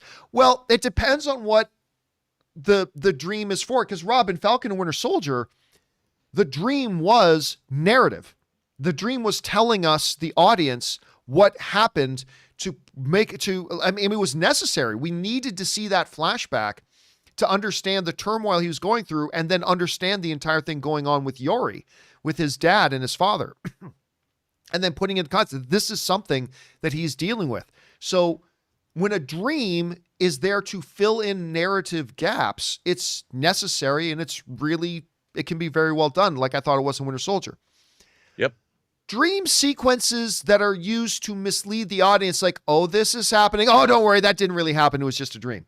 I agree. That can get a little bit annoying. I'm not sure that was the case with Justice League, though. I'm not sure that was the case with it was a little something different. It was more of a flash forward sort of thing. But yes, dream sequences where you think something stunning and important just happened, and it turns out it didn't just happen because it was just a dream. Do you have any off the top of your head, Rob, that you can think of in a movie or TV show where it's like something important happened and then, oh, wait, that didn't really just happen. It was just a dream?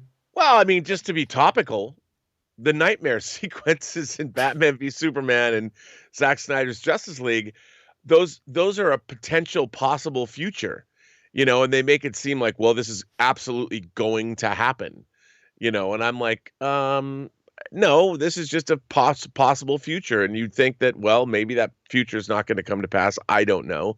That was just the first thing that came to my mind. But one of my favorite dream sequences in any movie, and it does come to pass, is in John Carpenter's Prince of Darkness. Oh, right. Where the characters, they think they keep waking up from this dream that they're having. They don't know what it means. And then you find out it's actually a transmission that's being beamed into their heads from the future. So this team can prevent the anti-god from being released on the world. And of course, they fail. So I love that. That's one of my favorite. But it did come to pass. It wasn't I guess it was kind of misleading the audience because they don't tell you until the end. It becomes a revelation. But it was still, I loved it. I thought that dream sequence was creepy and weird. And when you find out what happened, I'm like, yeah, all right. All right, next up, James Lockman writes, Aloha, Captain Campea. Man, you're really going to be bringing the filthy when our OnlyFans starts up. When your OnlyFans starts up. Just kidding. Hope you and everyone watching have a great weekend. Rob, you missed it. You weren't there for this, but of course I realized. Are you starting an OnlyFans, John? You know how much money I could make with OnlyFans? Dude, if you drop some dance crew videos on your OnlyFans site, I am telling you, it would skyrocket to number one. You'd make a fortune. Dude, I was telling you, look, I was telling the audience this before. I will say it again. And when I realized, you know how much money this would make on OnlyFans? I bet you I could make a crisp $9, buddy. I bet you I could make a crisp $9. And so I was getting ready to set up because, when you got the goods, Rob, you got to share it with the world. When you got this much goodness in one package, you got to share it with the world. And I was getting all ready to launch my OnlyFans account. But then I remembered, Rob, it would be irresponsible of me, the amount of marriages that would break up across this country when women see what this is all about and break. And so Rob, I thought I got to be responsible. With great filthy comes great responsibility. And I decided to back off the OnlyFans account. I know many of you are disappointed. I know you're very disappointed. I know hearts are breaking across the world right now, but with great filthy comes great responsibility. I got to be responsible, guys. I know I could make probably a good $9, maybe even $10. Maybe even $10 I could make. But I'm telling you, those dance crew videos, John. The dance crew videos. That's all the day. stuff. It shows how you can move. It might still cause that reaction with marriages across the country when they see just how you bust a move. Maybe when they see Pisces in his Adidas windbreaker outfit. Yes, I had it. It was a nice navy blue windbreaker outfit. That was my favorite one. Please, anyway, what do we have to do? Can I call your mom? Like, what can we do to make this happen? She doesn't even know where those VHS tapes are. They're being taken care of by top men, Rob. Top men. All right, next up. X Requiem writes, 1 of 4. No spoilers. John, I've been a big fan since AMC, but also long time, first time. Well, thanks for writing in, man. Appreciate that. The Snyder Cut has just got me, and I'd like to hear your views on a specific point. I like Man of Steel, but not nearly as much as you. Batman vs. Superman is 51 out of 100. 3 of 4 and 4 of 4. We seem to be missing 2 of 4. All right, no problem. Let's see if we can get through it anyway. Batman vs. Superman is 51 out of 100. 3 or 4. But I have to say, the real thing that blew me away, Cyborg is so much better, as is the reason for the execution for all of Superman's involvement. And in your words, he is the mother effing Superman. I watched your full spoiler chat, and I know you enjoyed it, but didn't adore it. So my question is, Age of Ultron or Snyder Cut? Ooh, which one would be your first, out of lockdown, first theater's choice? I.e. only 2 showings play, pick one. That's a good question. That's a good one. And you're right. The Cyborg thing, we were talking on the show the other day. Cyborg was the biggest, like fundamentally what they did with Cyborg was the biggest difference to me. And it was so like, they did really, really good work with Cyborg. That one waitress scene, I would contend that the most important scene in the Snyder Cut Justice League is the Cyborg and waitress, because it completely and fundamentally alters the way we see that entire character, and that it just improves our experience with the character through the movie. That said, man, that's a good comparison, Rob, because he didn't ask Snyder Cut or Civil War. He didn't ask Snyder Cut or Endgame. Snyder Cut or Age of Ultron. Now, I really enjoy Age of Ultron a lot, and I tend to like it more as time goes on. Ooh. Oh, that's a good one. I'm not sure. You know what? Maybe ask me again in 6 months. Maybe this is partially because I just watched it. For now, I will say Snyder Cut. If I had to pick one right now that I could go to a theater tonight and watch one of 2, Age of Ultron or Snyder Cut on the screen, I would probably say Snyder Cut right now, but ask me again in 6 months after it's sat with me for a little bit. Maybe I'll change my mind, but for now I'll say that. Rob, what about you? It's a hard one for me because I was always an Age of Ultron lover. I always liked that film, but I just want to see the Snyder Cut on the big screen, so I might pick that first. But I really love Age of Ultron. And again, because of the character interplay, there's so much to like. But then again, the theatrical experience, I want to hear the Snyder Cut in a really loud theater. I want to hear it loud in Atmos. Yeah. All right. Let's go on here. Next up, we've got Jack Wallace writes, today is my birthday. Happy birthday, Jack. May you have a fabulous day and a fabulous year ahead of you, my friend. Tech question. I need to get my son a DSLR lens for close-up photography. Any suggestions? He has a Canon Rebel T6, by the way. I like the Canon T-series cameras because they're relatively inexpensive. I think you can get a T6 for like $500, and it's good. They use the thing that gets confusing about a lot of these cameras is what lenses go with them. Now, I'm sure the camera, being a Rebel, it probably came with a kit lens. They take, I believe, what's called an EF-S mount, an EF-S mount, which is certain types of lenses that will fit on that camera. But really, you can get lens adapters and put anything on there. When you're asking me what lens I would suggest, it's impossible for me to answer that question because I don't know what he's using it for.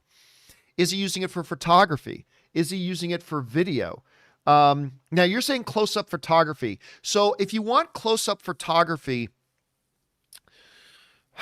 Rob, would you go with, like, say, a 50 millimeter lens from a little bit further back if you were trying to do close-up photography? Or would you go with something like a 15 mil lens and just physically get a lot closer? I mean, you'll want the biggest aperture that you can get. So you're going to see a number on your lenses called with an F and then a number. And the smaller the number is actually bigger the aperture. I know that doesn't sound intuitive, but like a aperture of 3 is actually a bigger aperture than an aperture of 5. What you'll definitely want for close-up, you'll want a really nice wide aperture So you'll probably want to get as small of a number beside that F as possible. But I don't know, Rob, if you were trying to get some close-up shots, would you go with like a fuller 50 mil or with a 15 mil and just get physically closer? What would you do? I would probably get physically closer. I'm not a big fan. I agree. I'm not a big fan of the 50 millimeter lens because it's close to what the human eye, it's close to how we perceive the world. And I've always thought that if you're taking pictures of any kind, try and do something different from how we see. Like the whole point of a picture is to maybe provide a perspective that we don't necessarily normally would get from our own sight. So I know that's just kind of a weird thing, but I would use the 15 millimeter lens and get closer because try and give us something that we can't see in our own lives. And so again, this is specifically for that. So you'll want to get what's called a prime lens that has a fixed focal length. Now, if you want to get them a lens that is for more general use, get them a good zoom lens. Something's got like a 24 to 75 range or something like that. But really, with a camera like that, you're going to get some good shots regardless of what you get. Yeah. But that's without knowing more specifics, that's the best advice I can give. And I am not a lens expert, by the way. I use a lot of lenses, but I'm by no means a lens expert. All right, next up. Wolfman writes, "Hey, John, one of your viewers had a theory for Falcon and Winter Soldier. What if Old Man gets shot by Zemo? I have a better one. What if Old Man dies shielding Bucky from someone? Imagine the impact that can have on Bucky and his perspective on being a hero." Dude, I do not want this old man to die. I don't know that. I don't know if my heart can take that. This old man's got to live. He's got to hear a confession from Bucky. Whether he forgives him or not, I don't know. That's going to be part of the suspense, I think, but I do not want to see this old man die. You think this old man's going to die in this show, Rob? Oh man, that would be pretty brutal if they did do that. I don't think so. I think that he has to make amends, and he's going to have to do that at some point. And I think part of this show is going to be Bucky Barnes' sort of emotional catharsis. The journey is going to be, it's the crucible he has to go through. And I think by the end, he's going to be a more full or more whole person, more than he's ever been before. And I think that's part of what we're seeing, and I like it. But they can't kill that old. That'd be like killing. You can't kill any old man. That's terrible. I hope not. My God. All right. We're over time here, so we'll take one more question here with Rob still here. This one comes to us from Vinny Buckets, who writes, "Hey, John, huge fan of the show. Thank you so much, man. Makes my mornings. Of late, I've finally gotten into David Lynch by binging Twin Peaks. Twin Peaks, The Return is one of my favorite things ever. Would love to know your thoughts on Lynch/Twin Peaks. Congrats on the move." Well, thank you so much for that. I was never a Twin Peaks guy, Rob. I never got into Twin Peaks, so I certainly never watched the revitalization they ever did on that, so I really can't speak to it. So all my Lynch stuff has been outside of Twin Peaks, but I mean, it has a passionate cult following, like massive, that show. Rob, did you ever get into Twin Peaks? And if so, what were your thoughts on it? No, I'm a huge fan, and I think Twin Peaks is beautifully imperfect, but Twin Peaks: The Return is one of the stranger things that's ever been broadcast, and episode 8 is some kind of masterpiece. But I love Twin Peaks. I love the feature film Fire Walk with Me, and it was crazy to see it come back in such a odd, strange, delightful fashion. But yeah, I mean, I'm a huge Lynch fan all the way back to Eraserhead. I recently picked up Elephant Man in 4K, which is a wonderful movie. Maybe it might be maybe it's Lynch's best film, but I'm a huge fan. Mulholland Drive, Blue Velvet, Wild at Heart. Yeah, I love Lynch. By the way, breaking news. Uh-oh. Disney has changed direction. Black Widow will debut on Disney Plus and theaters at the same time. In its biggest shift to streaming yet, Disney is releasing a film from Marvel on Disney Plus. Never thought this would have happened, Rob. I would have thought they've moved this thing so many times. I thought for sure they would keep this out there, but they're changing directions. Disney's releasing a film, Marvel on Disney Plus at the same time. It hits theaters. Black Widow, the latest film from Disney's superhero studio, will debut simultaneously in theaters and on the company's streaming service on July 9th. So they moved it from May to July. The film will be released via the company's Premier Access function, which means Disney Plus subscribers will have to pay an extra $30 to watch it.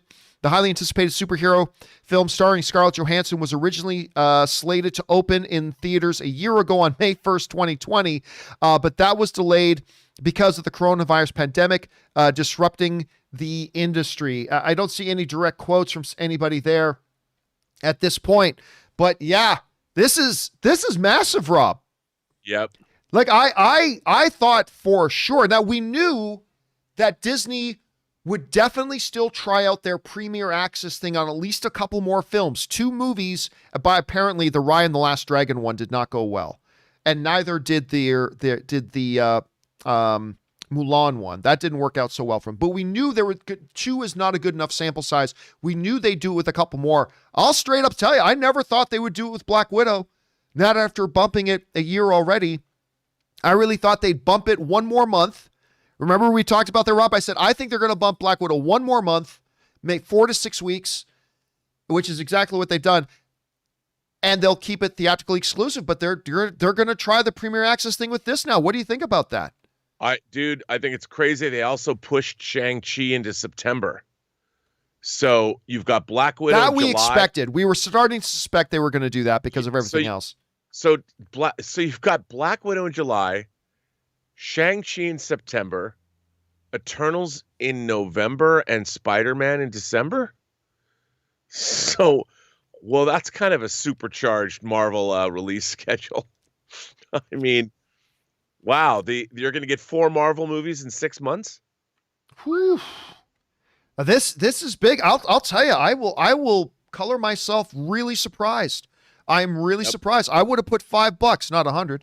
I would have put $5 on that. They wouldn't have done. Like, again, we've known they were going to do more of these Premier Access experiments. We knew they were going to do more, maybe at least 3 or 4 more. I never would have thought. I would have, if you had bet me $5, I would be out $5 because I never would have thought they were going to do it with Black Widow. It'll be the first movie I pay $30 to see on Disney Plus. I'll tell you that, though. Well, in some way, maybe it makes sense because, okay, they tried it with Mulan, didn't work. They tried it with Raya, didn't really work.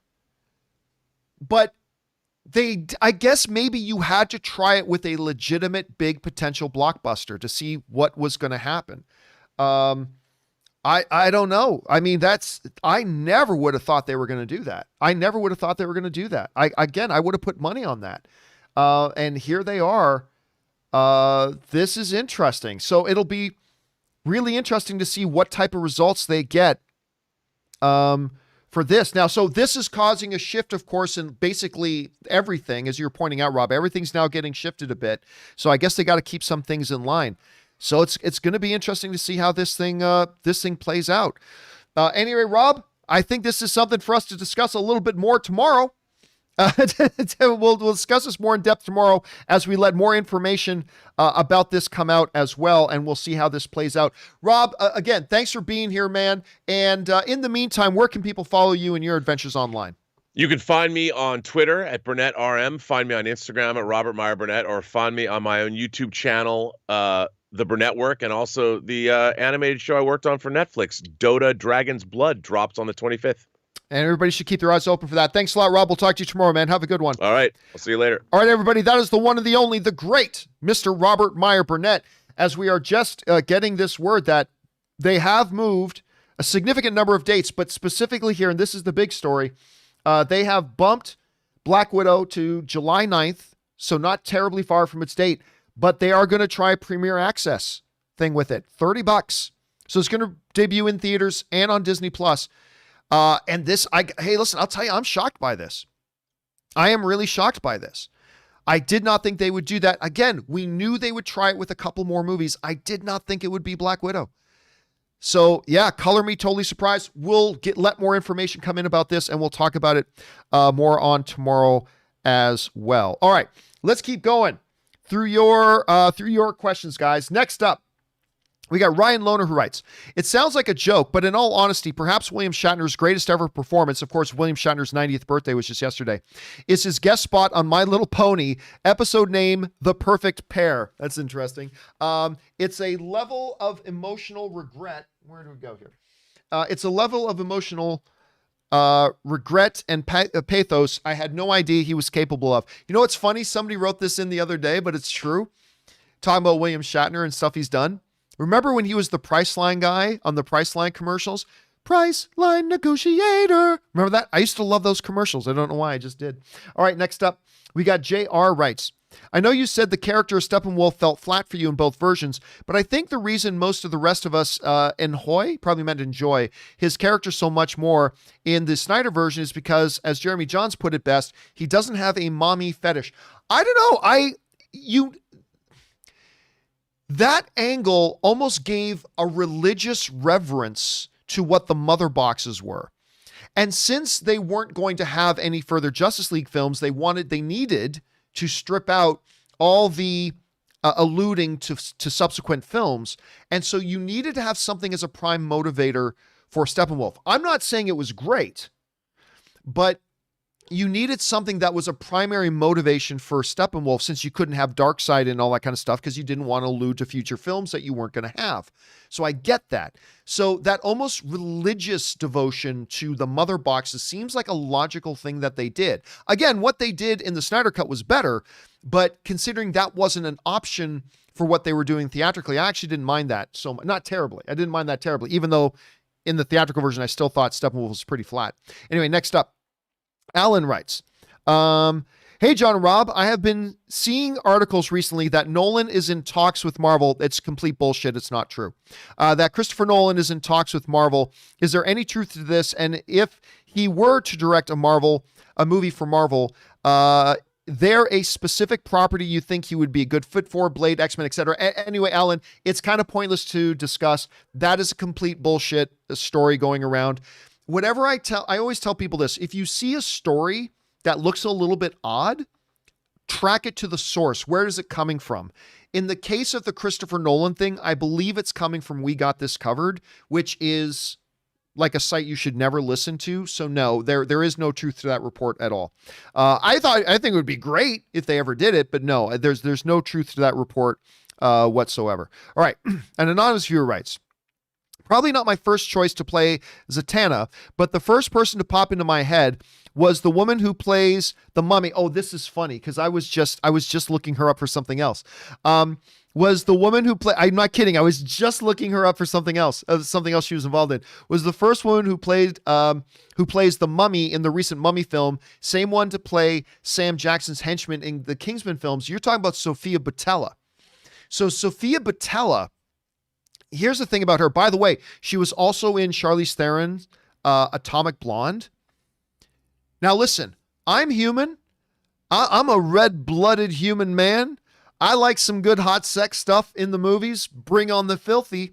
I'm telling you, if you guys haven't seen Atomic Blonde, like one of the hottest scenes I've seen in a regular movie theater in a long time was the sex scene between Charlize Theron and Sofia Boutella. It's really, really well done. Anyway, I love Sofia Boutella.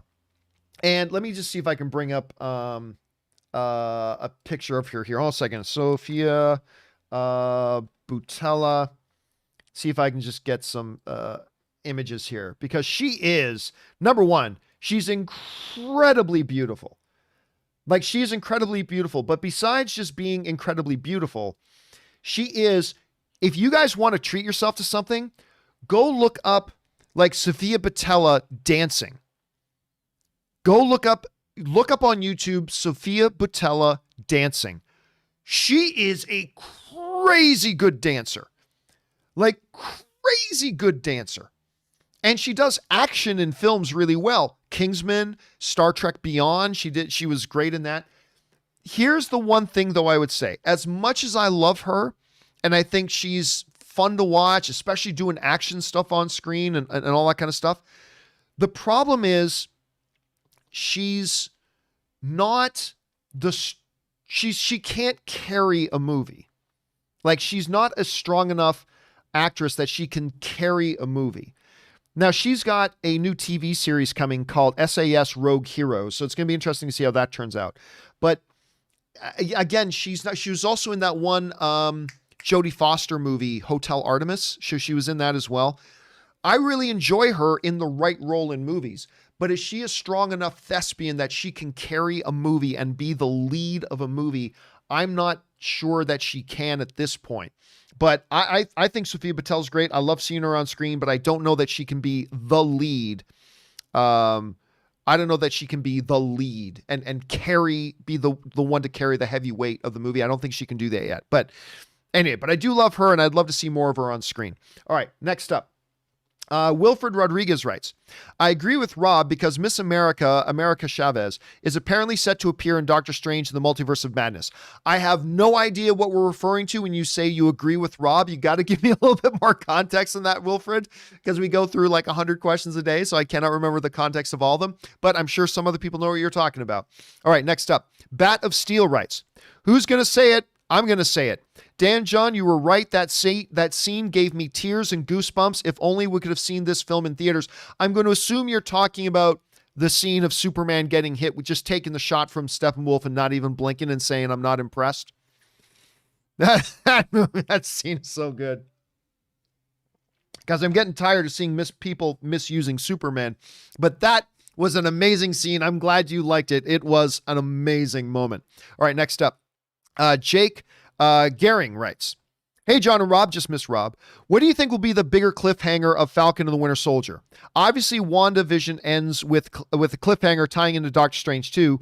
What do you think? What movie will this series lead into? I don't know. It's hard to say at this point. By the way, Sean's World sends in a super chat badge in the live chat. Thank you for that, Sean's World. Appreciate that, man. I'm not really sure where they're going to go, because there's a couple things.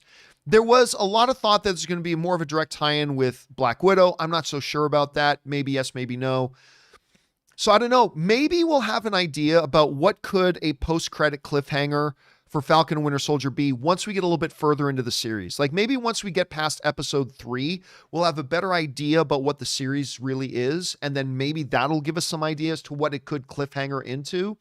So, but right now, honestly, dude, I get the question, but I have no guess. Like right now, I have absolutely zero guess on that, but we'll see. Ask me again after like episode 3.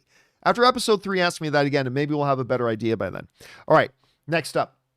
Lady MO5 writes, hey, John, all bashing of Sam Falcon, I feel the need to defend him. Sam already said he doesn't have superpowers, but he has been in every fight knowing he could easily be killed and never back down. Steve came to him for help. That's one of two. Came to him for help. The powerful Steve Rogers needed the plain human help. Sam also ran the vet group and is trying to help Bucky. Sometimes it is more important to have a heart of a hero than the power of one. Sam has more to lose and puts more on the line every single time. And I agree. I mean, that was something I was saying the other day that, you know, if you want to go back to like even that one Batman movie, I think it was Dark Knight Rises. Logan Davies sends in a super chat badge. Thanks, man. In Dark Knight Rises, you know, like anyone can be Batman. Obviously not everybody can be Batman, but you know, that the principle there though, right? Sam has the heart of a hero.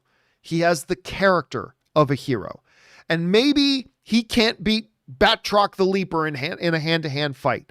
Maybe he couldn't take a direct punch from Thanos and survive like Steve Rogers could.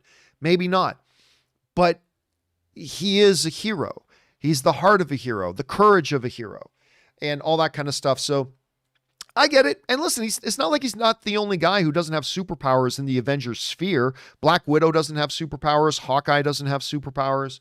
So, I mean, you got to keep that in mind too. All right. Next up.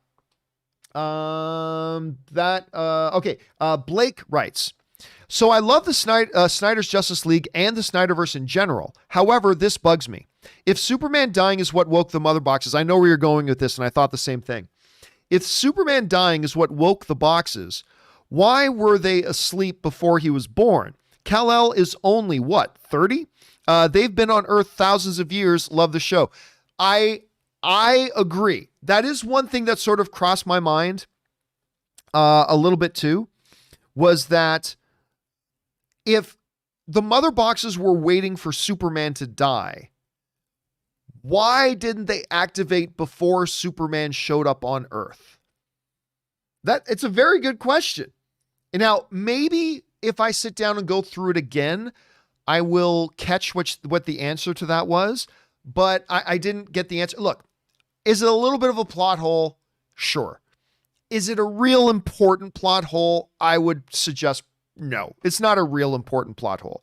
Like, maybe there could be tons of other explanations about why, maybe his arrival.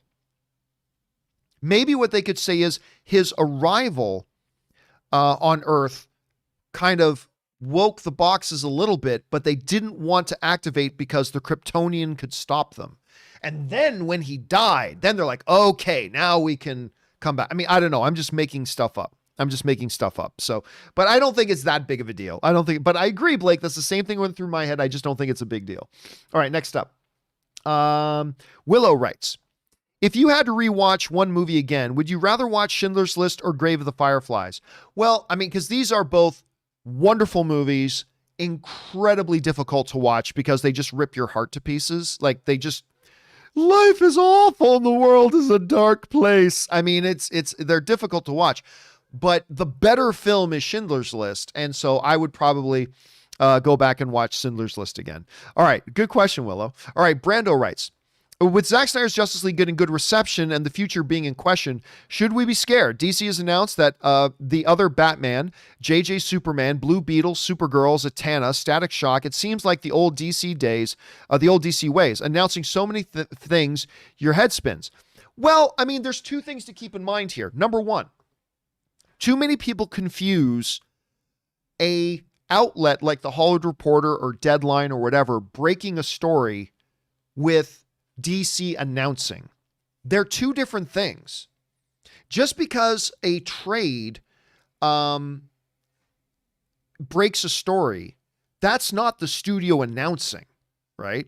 So yes, some of these things are things that the studio has affirmed and they have announced, but some of them are just that they got scooped, the major trades found out about them, they reported on them. But having 7 or 8 films in the pipeline is not getting ahead of yourself. The DC universe is now established. It's set up. It's not like they just getting started. It's not like the monster universe where they were planning like 6 or 7 movies with Invisible Man and Frankenstein's monster and blah, blah, and all this kind of stuff before they even put their first movie, The Mummy, out to see how the audience would respond to it. This isn't that situation. It's a little bit different. So I think they got a lot of very, very interesting looking things going on this. And I think they're in good hands right now. We'll see how it goes. All right, next up, we got Paul Starguy writes, saw Batwoman recast article in Twitter feed this morning. First thought was, WTF? Didn't you just tell me last night's show that you had Kate Kane's DNA on body parts and that she had died in a plane crash? Have to see how it goes. Still like the new Batwoman. I mean, yeah, again, listen, I think there's a lot of head scratching things about the Batwoman show, but to be fair, I only gave it about 3 episodes and then I bailed on it. I didn't think it was total garbage. It just wasn't working for me. No big deal. So I don't know, but I've seen viewership numbers that have dropped, and I've heard from a lot of people that do watch the show, and it is a little bit of a confusing thing there, Paul. I don't think you're alone in that. All right, Scott Brown writes, something that Zack Snyder Justice League really highlighted for me is something you're always talking about, in that you can have the best script ever, but it all comes down to execution. I thought Zack Snyder did an amazing job, but I also think that Whedon did what Warner Brothers told him to do. I mean, what became clear to me, because I always thought the theatrical version, I always thought of it as Whedon's version, right? But after watching the original, which is Zack Snyder's version, Zack Snyder's is the original version. And you got to remember that. Snyder's version didn't come after Whedon's version. Whedon's version came after Snyder's version. Snyder's is the original. After watching Snyder's version, I realized there really is no such thing as the Whedon version. Because that theatrical version was just the original movie that Zack did, cut in half, make sure to remove any references to subsequent films because they weren't going to do anymore, and add some more humor. And that was it. Whedon wasn't allowed to create his own story. He wasn't able to create his own characters. He wasn't able, which again leaves me confounded about what was the point of the theatrical version. I really don't get it. Because I had always been under the impression that there were these two really distinct things. And at the end of the day, the theatrical version was just a cut in half, worst version of what Snyder had already given them. And it just, it kind of left me a little bewildered about, well, what was the point? What was the point of that theatrical version in the first place then? And anyway, like, I get it. They could have released a 4-hour movie. I understand that. I completely get that. But I don't know. It just left me scratching my head. It just left me scratching my head a little bit. Anyway, next up, Scott Brown also writes, the saddest thing to come out of Zack Snyder's Justice League is Cyborg Ray Fisher did an incredible job. There was something very special there, and we're never going to see him play that character again. What a mess Warner Brothers created for what turned out to be the same plot. Again, I am just confounded by what was the point of the theatrical version in the first place. Like, I get it. If you were like, we just don't like this story, I would have understood if they just said, we just don't like this story. We don't like what this thing is. And we're going to bring in, and Coley Woley writes in a super chat badge in the live chat. Thank you, man. If they had said, we want a different movie. And so we hire Joss Whedon. Go ahead, Joss, write your own movie, create your own Justice League, and we're going to do that. I would have understood that. But just cutting it in half and making it worse and having to cover some plot holes that cutting it in half creates. Then why not just take what you've already been given, just get an editor to shave an hour out of it? Other movies, Endgame just put out a 3-hour movie. You can put out a 3-hour movie and put out a 3-hour cut of Snyder's. I just don't get it. It just, like I said, it just left me a little bit confounded. All right, next up. Oscar's lost recipient writes, hey, John, last week you said the EGOT was the summit of talent. I never said it was the summit of talent. I said it's the hardest thing to get. I didn't say it was the summit of talent. I think there's something beyond the PGOT, which stands for Pulitzer Prize.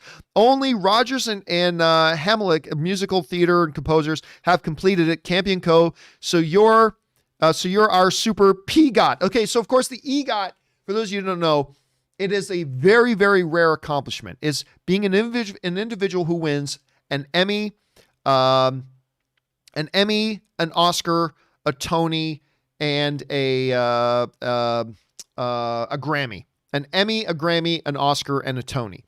Now, most of the people, I don't know if an actor has won all of them. I think most of the people who have an EGOT are all in the musical vein, so I'm not sure.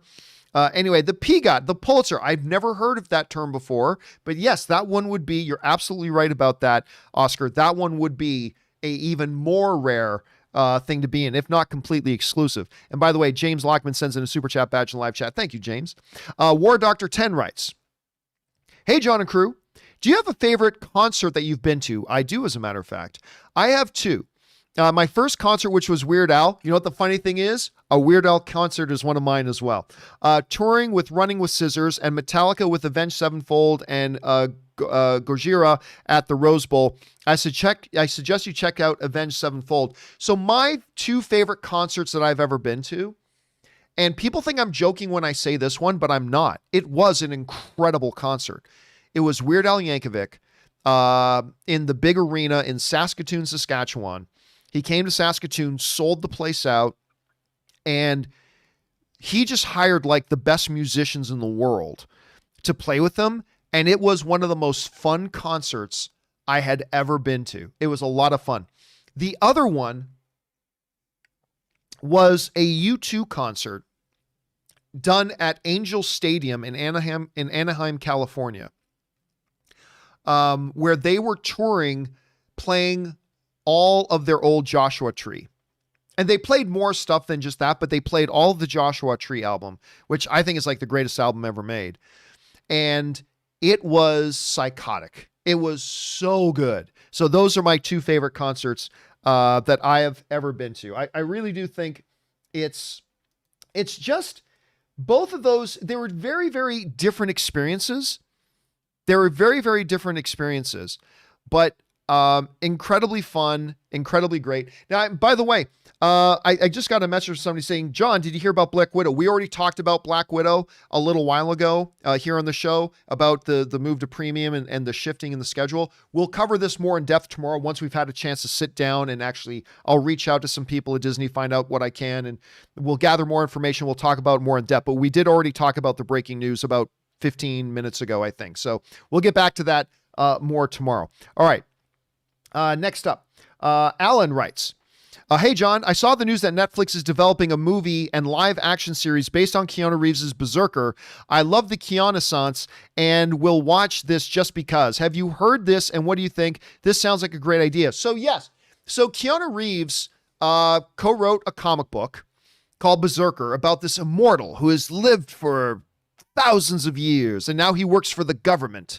And he's trying to find out the secrets to his immortality, I think, and why he's got this bloodlust, right? It's interesting. So the initial idea is that they're going to do a live action movie. I think it's being done with Boom Studios, that they'll do a live action movie and then an anime series. Of course, it's always easy to say you've got these plans before you put out your first thing and see how the audience responds to it. But it's actually kind of a neat idea. And it's not coincidental that the character of Berserker in the comic books looks just like Keanu Reeves. So that's no coincidence in that. But it is very interesting. I think it's kind of cool that he's done a comic book. I think it's kind of cool he's been able to sign a deal to get some entertainment for that done. So we'll see what happens from there. All right. You know what, guys? We're going to go long today. We're going to keep going. We're going to keep the show going here today. We've hit our regular 2-hour mark, but I think we're going to take the show longer today. And we will keep answering your questions. But for right now, since we have been going for 2 hours, we're going to take a little bit of a break right now. I'm going to refill my drink, give you guys a chance to run and use the bathroom, talk amongst yourselves. Give me 4 to 5 minutes and don't go anywhere, guys. We will be right back. See you in just a couple of minutes.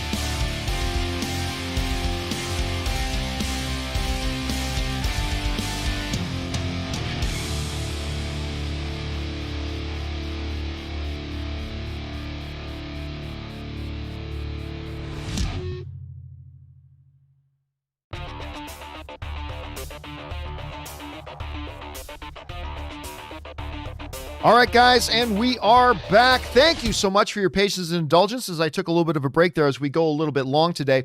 I will touch, we've already discussed this about 15 or 20 minutes ago, but we will touch on it again here, which is that breaking news came out. We'll discuss this more in depth tomorrow for sure, but just about 15 or 20 minutes ago, Disney made the announcement that Black Widow is going to be going, let me see if I can get this on here properly. Black Widow is going to be going to, it has been moved, which we assumed it would. Remember, we've been saying for a long time, we still expect Black Widow to be moved, but not moved by much off of its early May date. And now it's been moved to July 9th.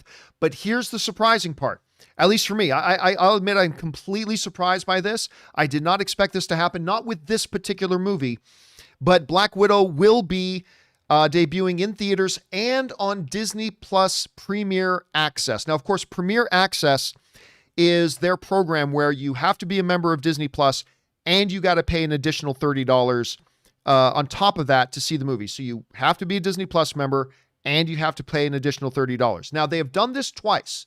They've done it with Mulan, and it did not work out well for them in Mulan. They did it for Raya and the Last Dragon. It did not work out well for them with Raya and the Last Dragon. But we knew they were going to do it at least 2 or 3 more times because 2 times isn't a good experimental time. I never thought they would do it with Black Widow. Tell you straight up, I never thought they would. It sounded like from what they were saying many, many, many times that this is one they were committed to the big screen exclusively, but they are going to try it. And I guess it makes sense. You want to try it with a true big blockbuster to see how people respond to that. With your Premier Access. So it's an interesting move. Now, this is what's coming to us. We'll just cover this for a second. We'll talk about it more in depth tomorrow, but we'll talk about this for a little bit right now. And then we'll go on and can keep taking the questions that you guys have sent in. But this comes to us from the folks of Variety, who writes, as movie-going slowly begins to rebound in the U.S., it appears Hollywood studios aren't yet ready to release their biggest blockbuster hopefuls on the big screen. All that is to say that Disney has massively overhauled its upcoming slate and amended release plans for Black Widow, Emma Stone's Cruella, Shang-Chi and the Legend of the Ten Rings, Pixar's Luca, and several others. Notably, Black Widow and Cruella will now premiere on Disney Plus at the same time they open in theaters. Cruella is arriving as scheduled on May 28th, while Black Widow has been pushed back 2 months and will debut on July 9th instead of May 7th.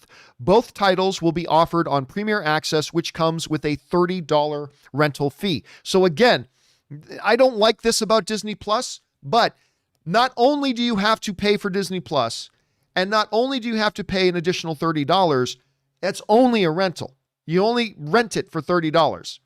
You're then going to have to wait for a few months until it comes out on Disney Plus for you to have regular access. It's not like you now have permanent access to it on Disney Plus. It's only a rental. So that's kind of interesting too. Anyway, let's move on here. Keep going on here. The scheduling shift for Black Widow means that Marvel's Shang-Chi and the Legend of the Ten Rings, which was previously set for July, was bumped back to September 3rd. That makes sense.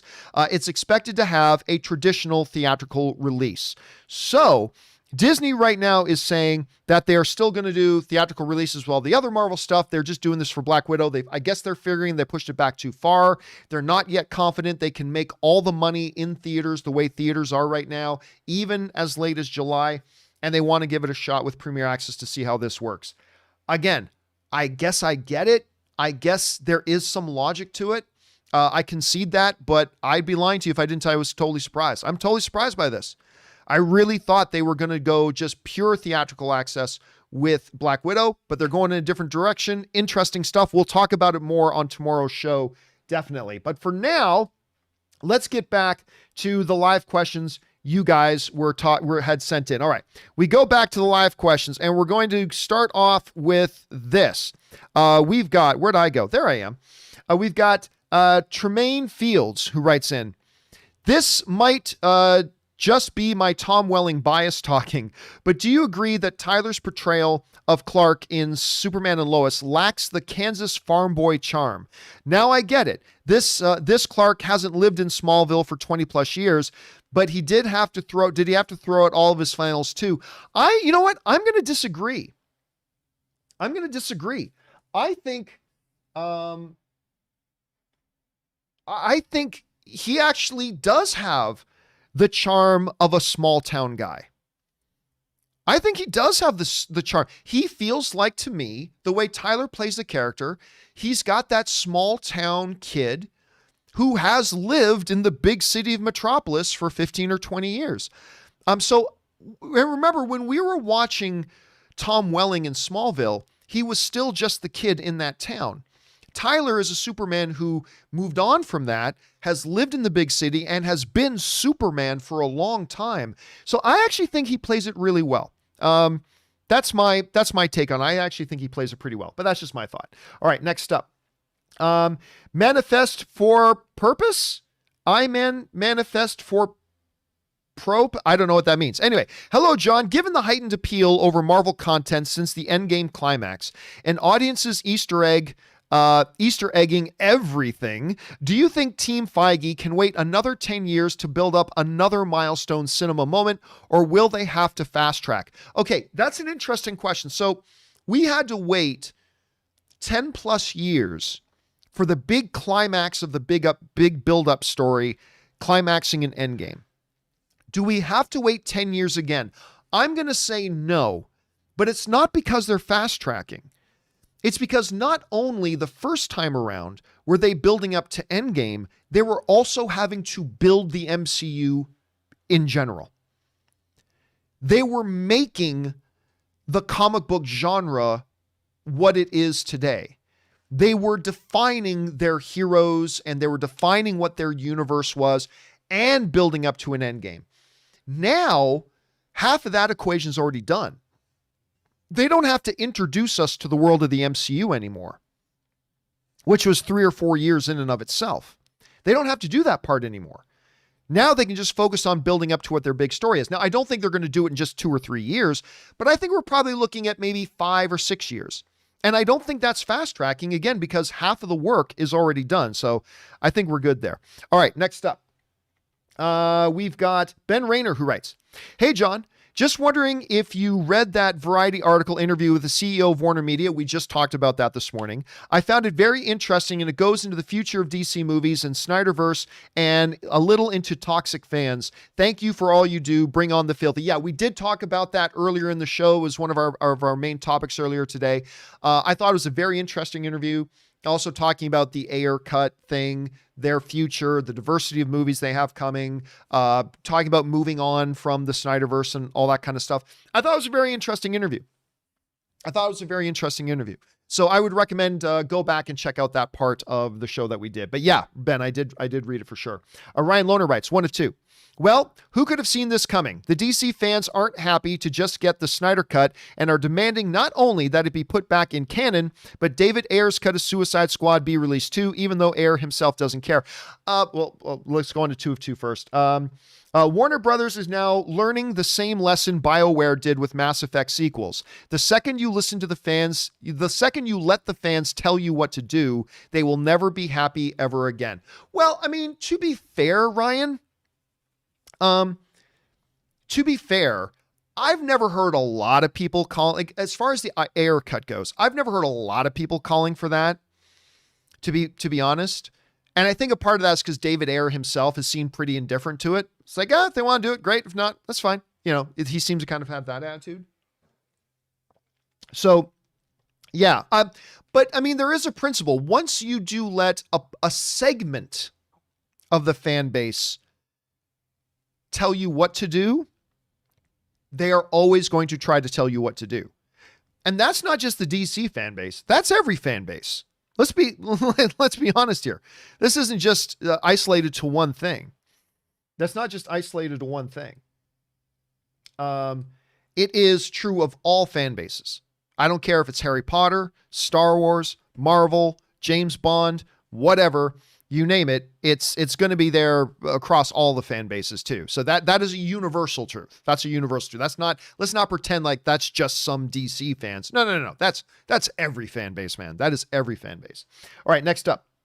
Rick Squire writes, which post-apocalyptic, let me try that again. Which post-apocalyptic film do you feel better predicts the future? Terminator or Idiocracy? That's easy, Idiocracy. 20 years ago, I'd have said Terminator, but now I'm anticipating there's soon going to be advance tickets to see Ass win Best Picture, Idiocracy. Oh, no. Listen, it's totally obvious it's Idiocracy. I remember I was having this discussion probably about a year or two ago, and this goes both ways. It doesn't matter if you're politically left or politically right, because I saw the same thing playing out on both sides, right? So remember, hear me out entirely before you all get all upset, because this is just a little bit touches on politics, but hear me out before you get all upset, okay? Because I remember me and my buddy were having this conversation about it. If you just want to see that we are heading into Idiocracy, and that forget we're heading in there, we're already there. We're already there. We just had a reality TV star who has never had a single day of public service experience in his life, given the highest office of public service in the world, in the presidency of the United States. We just had that. We just lived 4 years of that. Now, before you start thinking, well, John, that's just half of it. No.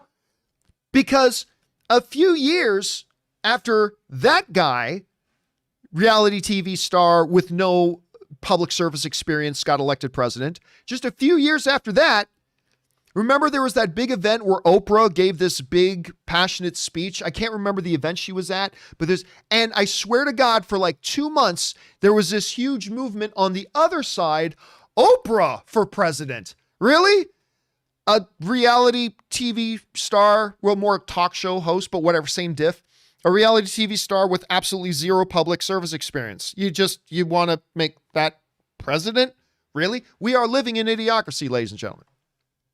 We live in Idiocracy. John, you're not comparing. Oh, yeah, I am. Yeah, I totally am. Both, yeah. So it goes both ways. And no one group has a claim to Idiocracy. It goes both ways. It totally goes both ways. Anyway, that's just me. Next up. So yeah, I think the one that more accurately predicts the future is Idiocracy. All right, Peter Cunnington writes, did you hear that the Academy Awards will not be providing an option to let the winners zoom in for the show? They must appear in person, and there are other dress code mandates. What are your thoughts? I'm totally good with dress code mandates, especially for the Oscars. I'm all good with that. But listen, if you don't want to go, don't go. There have been many Oscar winners that were not there physically to accept their awards. It's not like they're saying you can't win unless you come. They're not saying that. If they said that, that would be completely idiotic. But there have been many Academy Award winners that were not physically there to accept the award. And hence you get somebody saying, I'm honored to accept this award on behalf of so-and-so and so-and-so. So, that's fine. They can go that way. It really doesn't bother me. I think they should allow them to zoom in, but if they don't, whatever, not a big deal. Just have somebody else accept it for them and say, we're honored to accept this on behalf of so-and-so for winning the Academy Award. To me, it's not a big deal. All right. Dakota writes, blasphemy talk here. Daniel Day-Lewis is a great actor, but The Crucible, in my opinion, is his weakest role. I wouldn't say it's his weakest role, but I'd say it's his weakest movie. If not one of his weakest movies. The Crucible isn't great. He had Winona Ryder in that with him. Anyway, I really wanted to love this movie, but it just didn't deliver on the level that movie should have. His acting was good. The movie was just weak. Yes, his acting was incredible. His acting was absolutely incredible in it, but it just wasn't that good of a movie.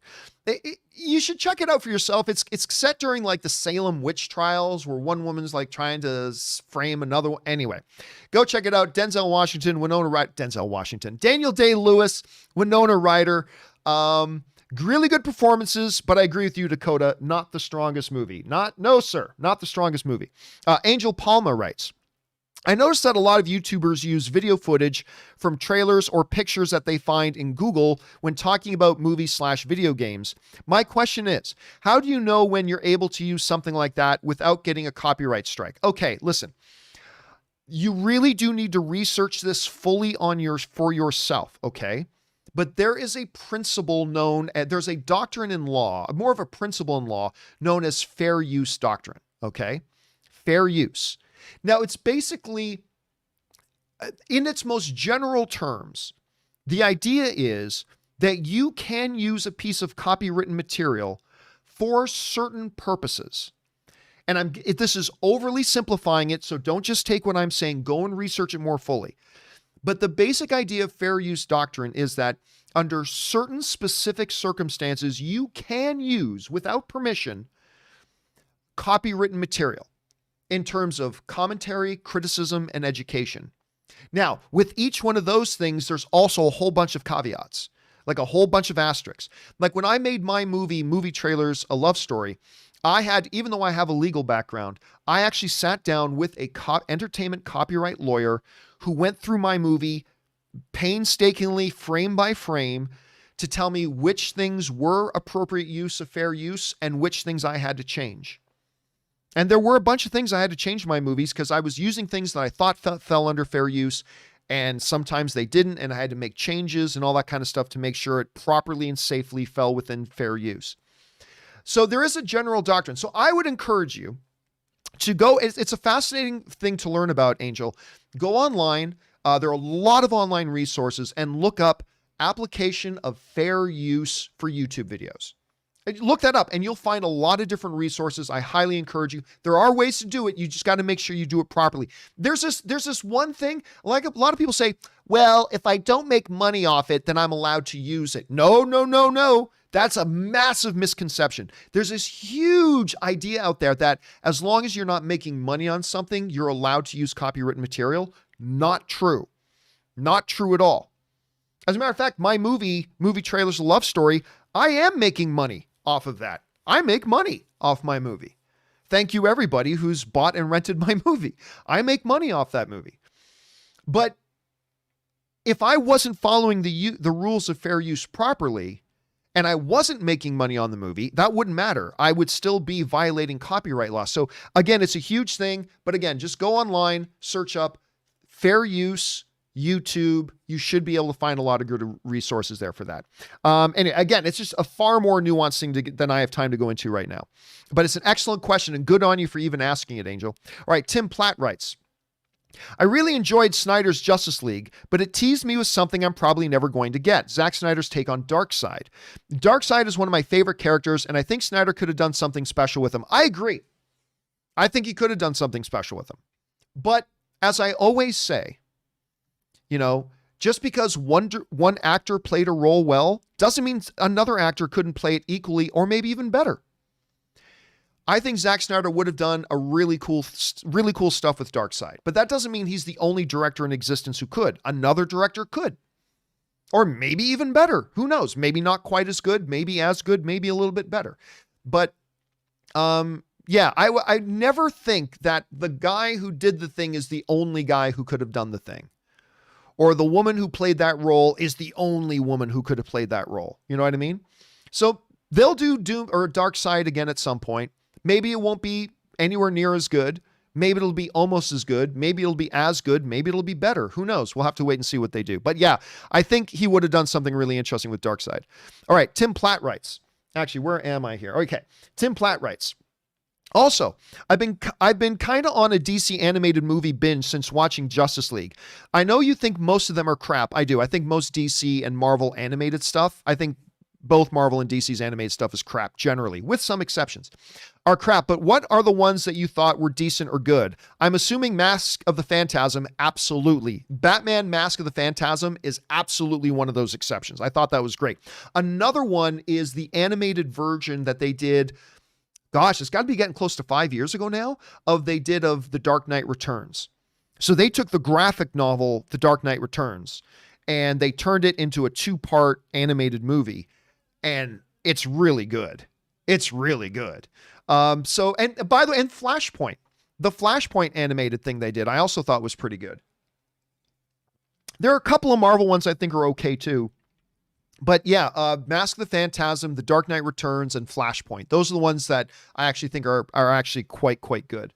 Some people are asking me, what about like the Justice League War? I wasn't big on Justice League War, to be honest with you. Anyway, Ryan Lohner writes, To the guy who asked about making good movies from bad books, which was a question that came in yesterday, I have just one word: Jaws. Oh yeah, that's true. The book is absolute crap that you'd swear would be unsalvageable, but in the hands of Carl Gottlieb, who is the screenwriter and GOAT director, it's one of the greatest movies ever. Of course, Steven Spielberg was the guy who directed that. So what happened was yesterday somebody asked the question, John, you've said before that it's really hard to make a good movie out of a bad script, but can you make a good movie out of a bad book? And I said, yes, because you have a middle layer of adaptation where a screenwriter can take a bad book and adapt it in such a way to make a great screenplay. And then you can make a great thing out of that.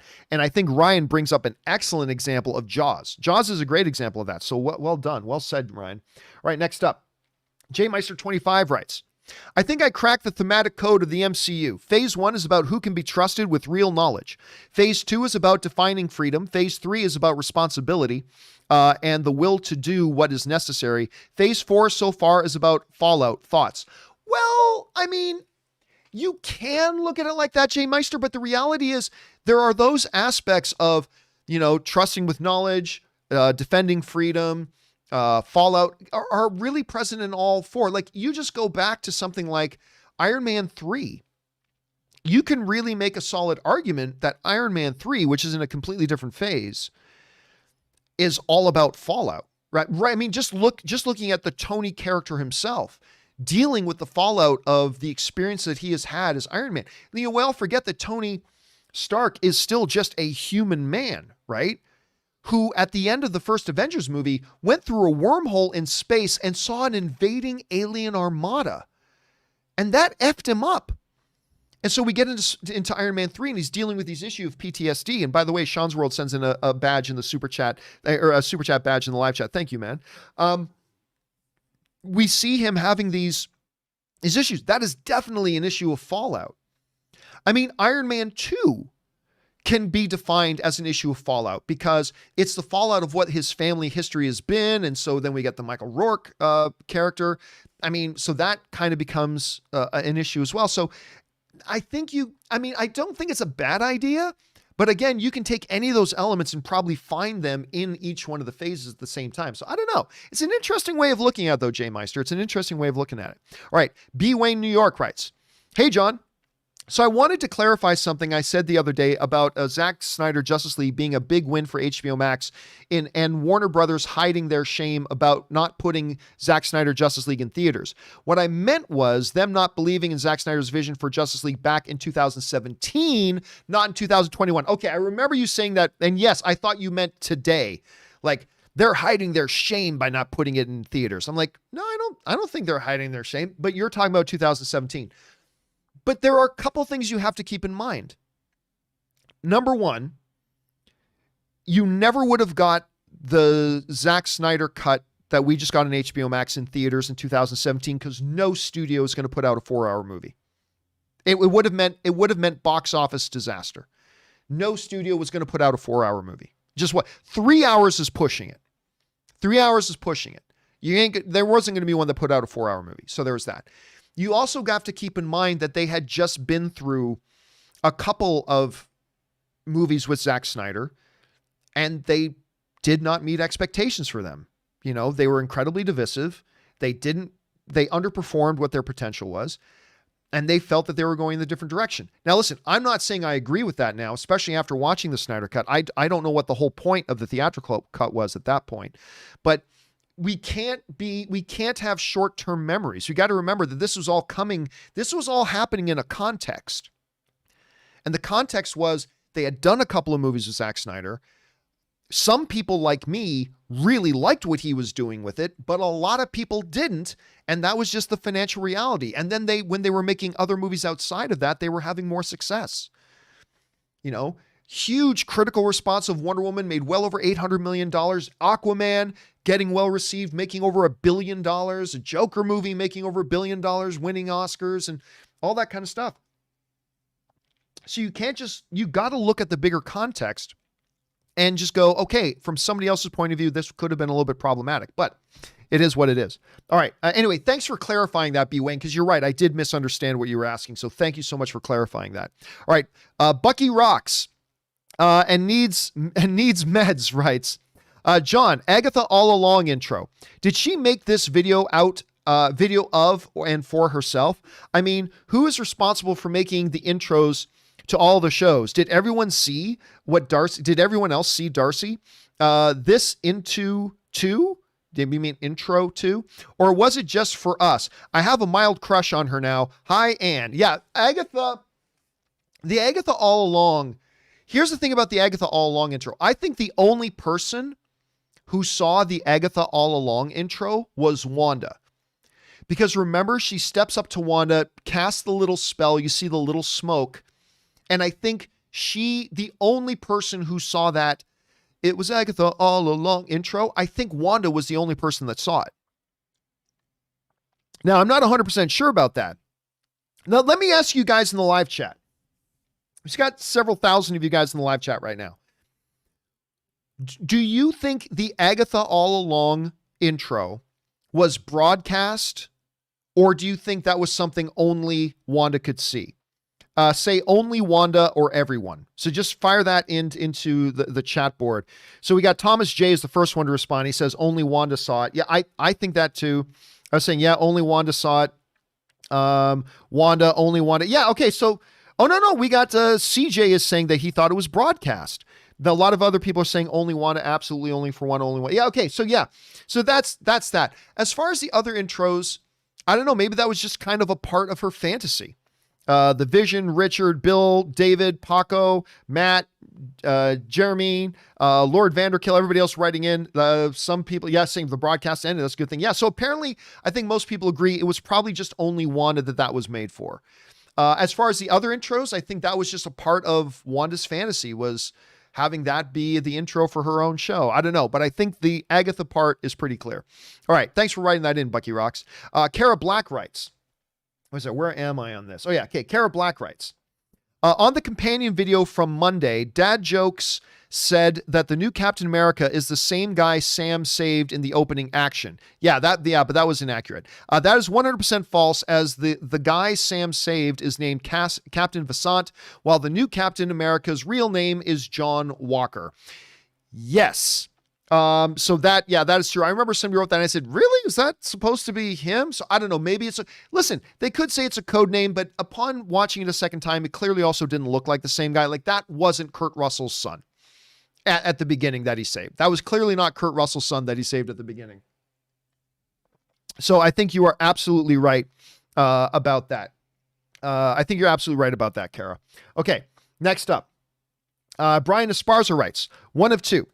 I disagree that Wanda had a more tragic life than Bucky. After his fall, Bucky was kidnapped by the enemy he served to fight against. Then they hijacked his mind and body and used him as a puppet for decades, all while he was conscious. To some degree, I remember all of them. He knew what he was doing, but was completely helpless from stopping himself. I can't imagine what it'd be like to murder dozens or hundreds when you have no control, then suffers ramifications for years to come.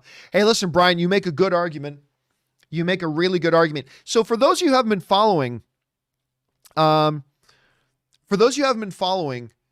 there's been a lot of discussion lately about since WandaVision was all about dealing with loss and tragedy. And really, WandaVision itself is about one woman coming to terms with her grief. The topic has come up of who's the more tragic figure, Wanda or Bucky? And I think, like you just pointed out, Brian, I think there are strong arguments to be made. I still fall on the side of Wanda. And the reason I fall on the side of Wanda, maybe for a reason, and by the way, the Comedic Genius sends in a super chat badge in the live chat. Thank you, Comedic Genius. Appreciate that. The reason I still think it's Wanda is because when you look at Bucky, prior to the war, Bucky had a good life. He had friends. He had family. He had all that stuff. He had, by every intents, he had a really good life up until his adult life, right? And then a lot of crap. Wanda, on the other hand, Wanda, on the other hand, is, and by the way, John Burt sends in a super chat badge in live chat. Thank you, John. Wanda, on the other hand, never had that. She never had a good life. She was born into a war-torn country. We're just looking out the front window where there was gunfights going on. There were machine gun battles going on. And then as a young child, a bomb destroyed her home, killing her parents, with her there in the room. Moving on from there, being radicalized, joining Hydra, being used in scientific experiments, losing her brother, blah, blah. I mean, so I would contend, and I think there's a good argument to be made for Bucky. I do. I just kind of, the tipping factor for me is the idea that Bucky, up to a certain point, actually had a pretty good life. He had the American life. And then it all went to shit. Whereas Wanda never got to have that. I mean, her life was tragedy from day one that she was born. So I don't know. I guess there are different ways of looking at it. By the way, Javier Hernandez sends in a super chat badge in the live chat. Thank you, Javier. Appreciate that, man. All right. Next up. Let's see here. Kara Black writes, John, you and Kimberly remember The Dark Knight incorrectly. After interrogating the Joker for the locations of Harvey and Rachel, Gordon asks Batman which one he is going after, to which he specifically replied with one word, Rachel, not Harvey Dent. True, but I think the movie implies that he then changed his mind. I think that was all given as a setup to misdirect us as the audience. I think then what is implied in the movie is that Batman then thought better of it and thought his responsibility was to save Harvey first. At least that's how I interpreted it. Now, I could be wrong. I have not gone back to watch The Dark Knight again in the last 24 hours to see if that's correct or not. But I think that was clearly implied. By the way, Sylvester Young sends in a super chat badge. Thanks, Sylvester. So yeah, I personally think the movie just implied that he then changed his mind. I don't remember, and again, I could be wrong, but I don't remember anything being said in the movie that the Joker tricked him into rescuing the wrong person. And again, it's been half a beat since I watched The Dark Knight, so maybe I'm not remembering that right. Could be. But I don't remember there being anything said in the movie that says, well, you know, Harvey, I didn't mean to save you. I actually meant to save Rachel, but I got there and it was you. I don't remember that. Like, maybe there is something in there, but to me, the implied thing was that the Batman made the responsible decision, which was to save Harvey Dent. At least that's how I took it. Could be wrong. Okay. Anyway, next up, that was Kara Black. Next up, we've got Tony Larios, who writes, I had little expectations for Zack Snyder's Justice League, and wow, it blew me the F away. This is coming from someone that thought Batman vs. Superman and Man of Steel were okay. After watching it twice now, it's undoubtedly in my top 10 comic book movies of all time. Absolute masterpiece. And that's the thing, you know, that's the beautiful thing about these movies and about movies in general. It's all subjective. You know, we've had some people writing in today saying they think it's overrated. We've had some people writing in today saying it's a masterpiece. That's the beautiful thing about film. It all hits us in different ways, and I'm glad you had that experience, Tony. All right, next up. BK Dan writes, hey, John and Co. Have you seen / heard that Brad Wright has been saying he's working with MGM to do another Stargate series? I have heard about that, yes. For those that don't know, it was a series really big from Canada from 99 to 2013. Thank you, and keep bringing on the filthy. I mean, they've done several iterations of Stargate. Of course, you go back to the original movie. Was it Kurt Russell? I think it was Kurt Russell in the original. James Spader and Kurt Russell. Correct me if I'm wrong, guys. The original movie was James Spader and Kurt Russell, if I'm not mistaken. Correct me if I'm wrong. So there was that. And then, of course, and Sam is telling me, yes, that is the thing. Okay, so thanks, Sam.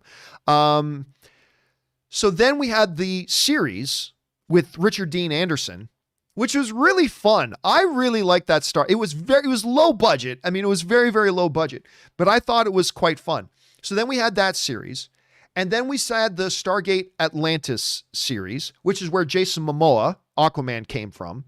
I mean, he was around before that, but that's where everybody really got to know who this Jason Momoa kid is. So Jason Momoa was in Stargate Atlantis.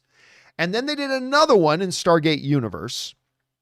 And then, I don't know if it's still around, but do you guys remember they even then started an all Stargate streaming network? Do you remember that? Like before Disney Plus and before Paramount Plus and before Apple TV Plus, remember they got off the ground and all 24-hour Stargate streaming service. You remember this? I don't think it's around anymore. I could be wrong about that. I think it was very, very short-lived. But yeah, I heard that they may be trying to get another Stargate going. And you know what? Hey, if you can come up with something good, awesome. The whole mythos of the Stargate and all that kind of stuff is very interesting. There's a lot of stuff you could do there. So let's see. Oh, that's what it was called. Donnie Pearson is saying Stargate Command. That was the name of it. Stargate Command. So anyway, I would be, hey, if they come up with a good idea and want to try another Stargate, I'm down for it. I'll check it out. All right. ZMG Ruler writes, Zach's Justice League was great. I don't care what Sarnoff said. Hashtag restore the Snyderverse trended 170,000 plus tweets. Why not let Zach do his remaining 2 movies exclusively on HBO Max while Hamada does his theatrical plan? They could make it for $100 million. This isn't over in my opinion. It's over. I mean, the only thing that can change is if Warner Brothers changed their minds, but they're sounding pretty definitive on it. And by the way, here's the thing too. You got to keep this in mind. And I said the same thing. You remember a few years ago, they were trying to get something going about Captain America. And I'm trying to remember specifically what it was, but a bunch of fans were trying to get something to do with Captain America. And they had like 200,000 things. And it's like, you do realize that at an average movie ticket price of $10, those 200,000 signatures equal $2 million in box office. In a world where these movies are making $2 billion, you're talking about 2 million. 170,000 retweets, that equals $1.7 million in box office terms.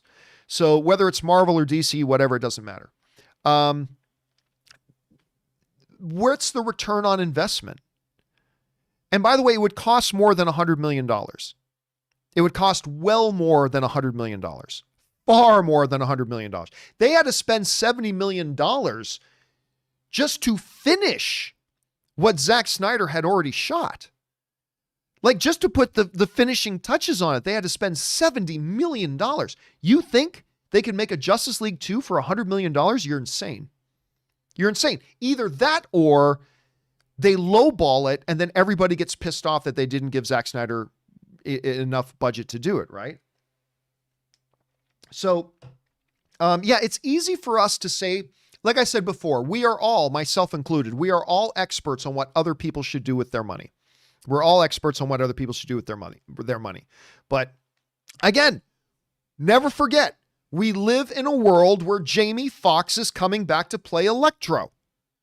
The most impossible thing is happening in this world we live in. So there is always that. There is always that. Never forget that. All right. Next up, James L.H. writes, Hi, John. Here's an anniversary for you. A date that would end up changing many lives. I'm talking about the 22nd of March. Oh, yes, this is true. I remember this came up yesterday. Somebody told me about this. I'm like, seriously? March 22nd, which is obviously yesterday, 1976. That's 45 years since cameras started rolling on the first of the 3 of the greatest films of all time, Star Wars. Yep. I mean, it is crazy. Yesterday marked the 45th anniversary of the first day of filming on the Star Wars movie. This little sci-fi movie that nobody wanted to give a chance, that studios rejected. And here we are 45 years later, still just talking about it. Actually, that's a great one to bring up, James L.H. Well done, man. All right, Stoner Watch Productions writes, Hey, John. I was wondering if Falcon and Winter Soldier takes place 6 months after Endgame. I believe it's 3 months after Endgame. I believe, I could be wrong, but correct me if I'm wrong, guys, but I believe in the show, they specifically say it's been 3 months since everybody came back. Anyway, if Falcon and Winter Soldier takes place 3 months after Endgame, oh no, some people are saying it's 6 months. Wait a second, no, was it 6? I thought he specifically said 3 months, but you guys are correcting me. It's 6. Okay. I stand corrected. I really thought it was 3. I thought specifically he said 3 months, but I will take your guys' word for it. Okay. 6 months, 6 months it is, half a year. Okay. Thank you guys. This is why it's great to have the community here. All right. I was wondering if Falcon and Winter Soldier takes place 6 months after Endgame, And WandaVision takes place weeks after Endgame. Why wasn't there any mention of Wanda in Falcon and Winter Soldier? I guess the question would be, why would there have been? Why would there have been? This would have been 5 or 6 months later. Why would Wanda have been mentioned? I mean, why wasn't Black Widow mentioned? I mean, she had just died 6 months ago. Why was there no mention of Black Widow? Well, there was no need to bring her up. I mean, I guess this is one of the things about the shared cinematic universes, whether you're talking about DC or Marvel, whatever. Everybody wants everybody mentioned all the time. And everybody, why didn't Superman show up? Why didn't Thor come and help? You know? I guess there was no point or no reason why Wanda would have been brought up in that. So, yeah, I mean, they also didn't mention, there was no mention of the Guardians of the Galaxy. There was no mention of Thor. There was no mention of, anybody else. So I'm not really sure why they would. I guess that's the bigger question, Stormwatch. Why would they have brought up Wanda? In what context would Wanda have been brought up or mentioned, or in what way, where would it have been relevant? So anyway, that's kind of my approach. I kind of approach it the opposite way of you, Stoner. All right, next up, Russell Amador writes, "Hey, John, imagine just how awesome it would have been to see Superman's not impressed scene in theaters in 2017 as what's originally intended. That scene would have caused an epic roar with fellow moviegoers, if only." Well, here's the thing. I don't know if that's true, because Man of Steel taught me something. Man of Steel taught me a lesson that is still difficult for me to accept, which is not everybody appreciates Superman or has the appreciation for this Superman that I do and that you clearly do, right? Like, Man of Steel to me is an absolute, I think it's much better than Justice League. I think it's by far the best DCU movie. There have been other DCU movies that were way more successful than anything else Zack Snyder's done, but I still believe Zack Snyder made the definitive best movie in the DCU with Man of Steel. But what Man of Steel also taught me was that not everybody appreciated that vision of Superman, the way I think that vision of Superman should be appreciated.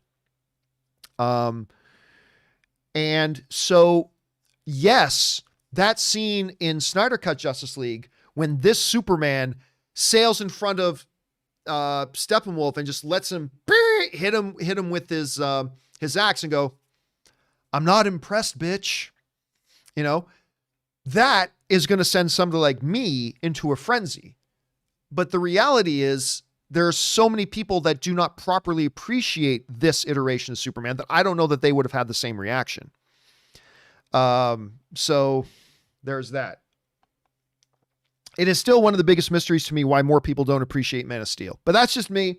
That's just me. Whatever. It's all subjective. It's all good. We all love different things. We all have things hit us in different ways that we appreciate or don't appreciate. We all have different experiences with movies, so it's all good. But I just really wish more people in the world appreciated Man of Steel for the genius piece of film that it is. All right. Last question of the day, guys. Then we're going to wrap today up. This one comes to us from Sergeant Ward, who writes, "Apparently the Steven Spielberg movie about his childhood, I think it's more supposed to be about his mother. I think this movie that he's making is really more supposed to be about his mom, who I have met. And anyway, and she recently passed away. Apparently the Steven Spielberg movie about his childhood now has Seth Rogen. Yes, Seth Rogen as Spielberg's uncle. I'm looking forward to this movie. If you look up Spielberg's life, you'll see he had a rough childhood, and you can see why he would want to make this. Well, he loved his mother. My former entertainment lawyer, I used to have a lawyer specifically for entertainment, particularly when I was making my movie, The Anniversary, because he represented my movie when I sold it. And so he was actually close friends with the Spielberg family. And he's the one who brought me to Steven Spielberg's mother's restaurant. And his mother was a world-renowned pianist and musician. Spielberg's mother was. And anyway, so my impression is that this movie is really, for Spielberg, a love letter to the life of his mother. And I think it's obviously a very personal movie for him. It's going to be obviously a very deep passion. It's going to be a passion project for him. And I think he's going to probably put more effort into this movie than any movie he's ever made in his life. And I personally love the addition of Seth Rogen. I have grown to appreciate him more, not just as the stoner comedian, but as an overall performer.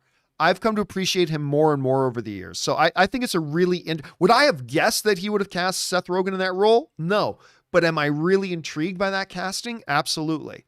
So I think that's going to be really interesting. So we'll see where that goes. All right, guys, listen, there are more questions to come. So we've got Jeff Hill, King Kong, Megatron, and others still to come. Do not worry, guys. We're almost caught up here. So we will start off with those questions on tomorrow's show, and you guys continue to send in more, and they'll be answered pretty quickly once we get into the show tomorrow. But that will do it, guys, for today's long installment of the John Campea Show. Thank you so much for being here and making this show a part of your day. Special thanks to Robert Meyer Burnett for being here and bringing his glory and goodness. And a special thank you to all you guys who sent in those live questions. Number one, because you gave us great fun things to talk about. But number two, you supported the channel as you did it. And all of us here involved with the show, thank you guys very, very much for that support.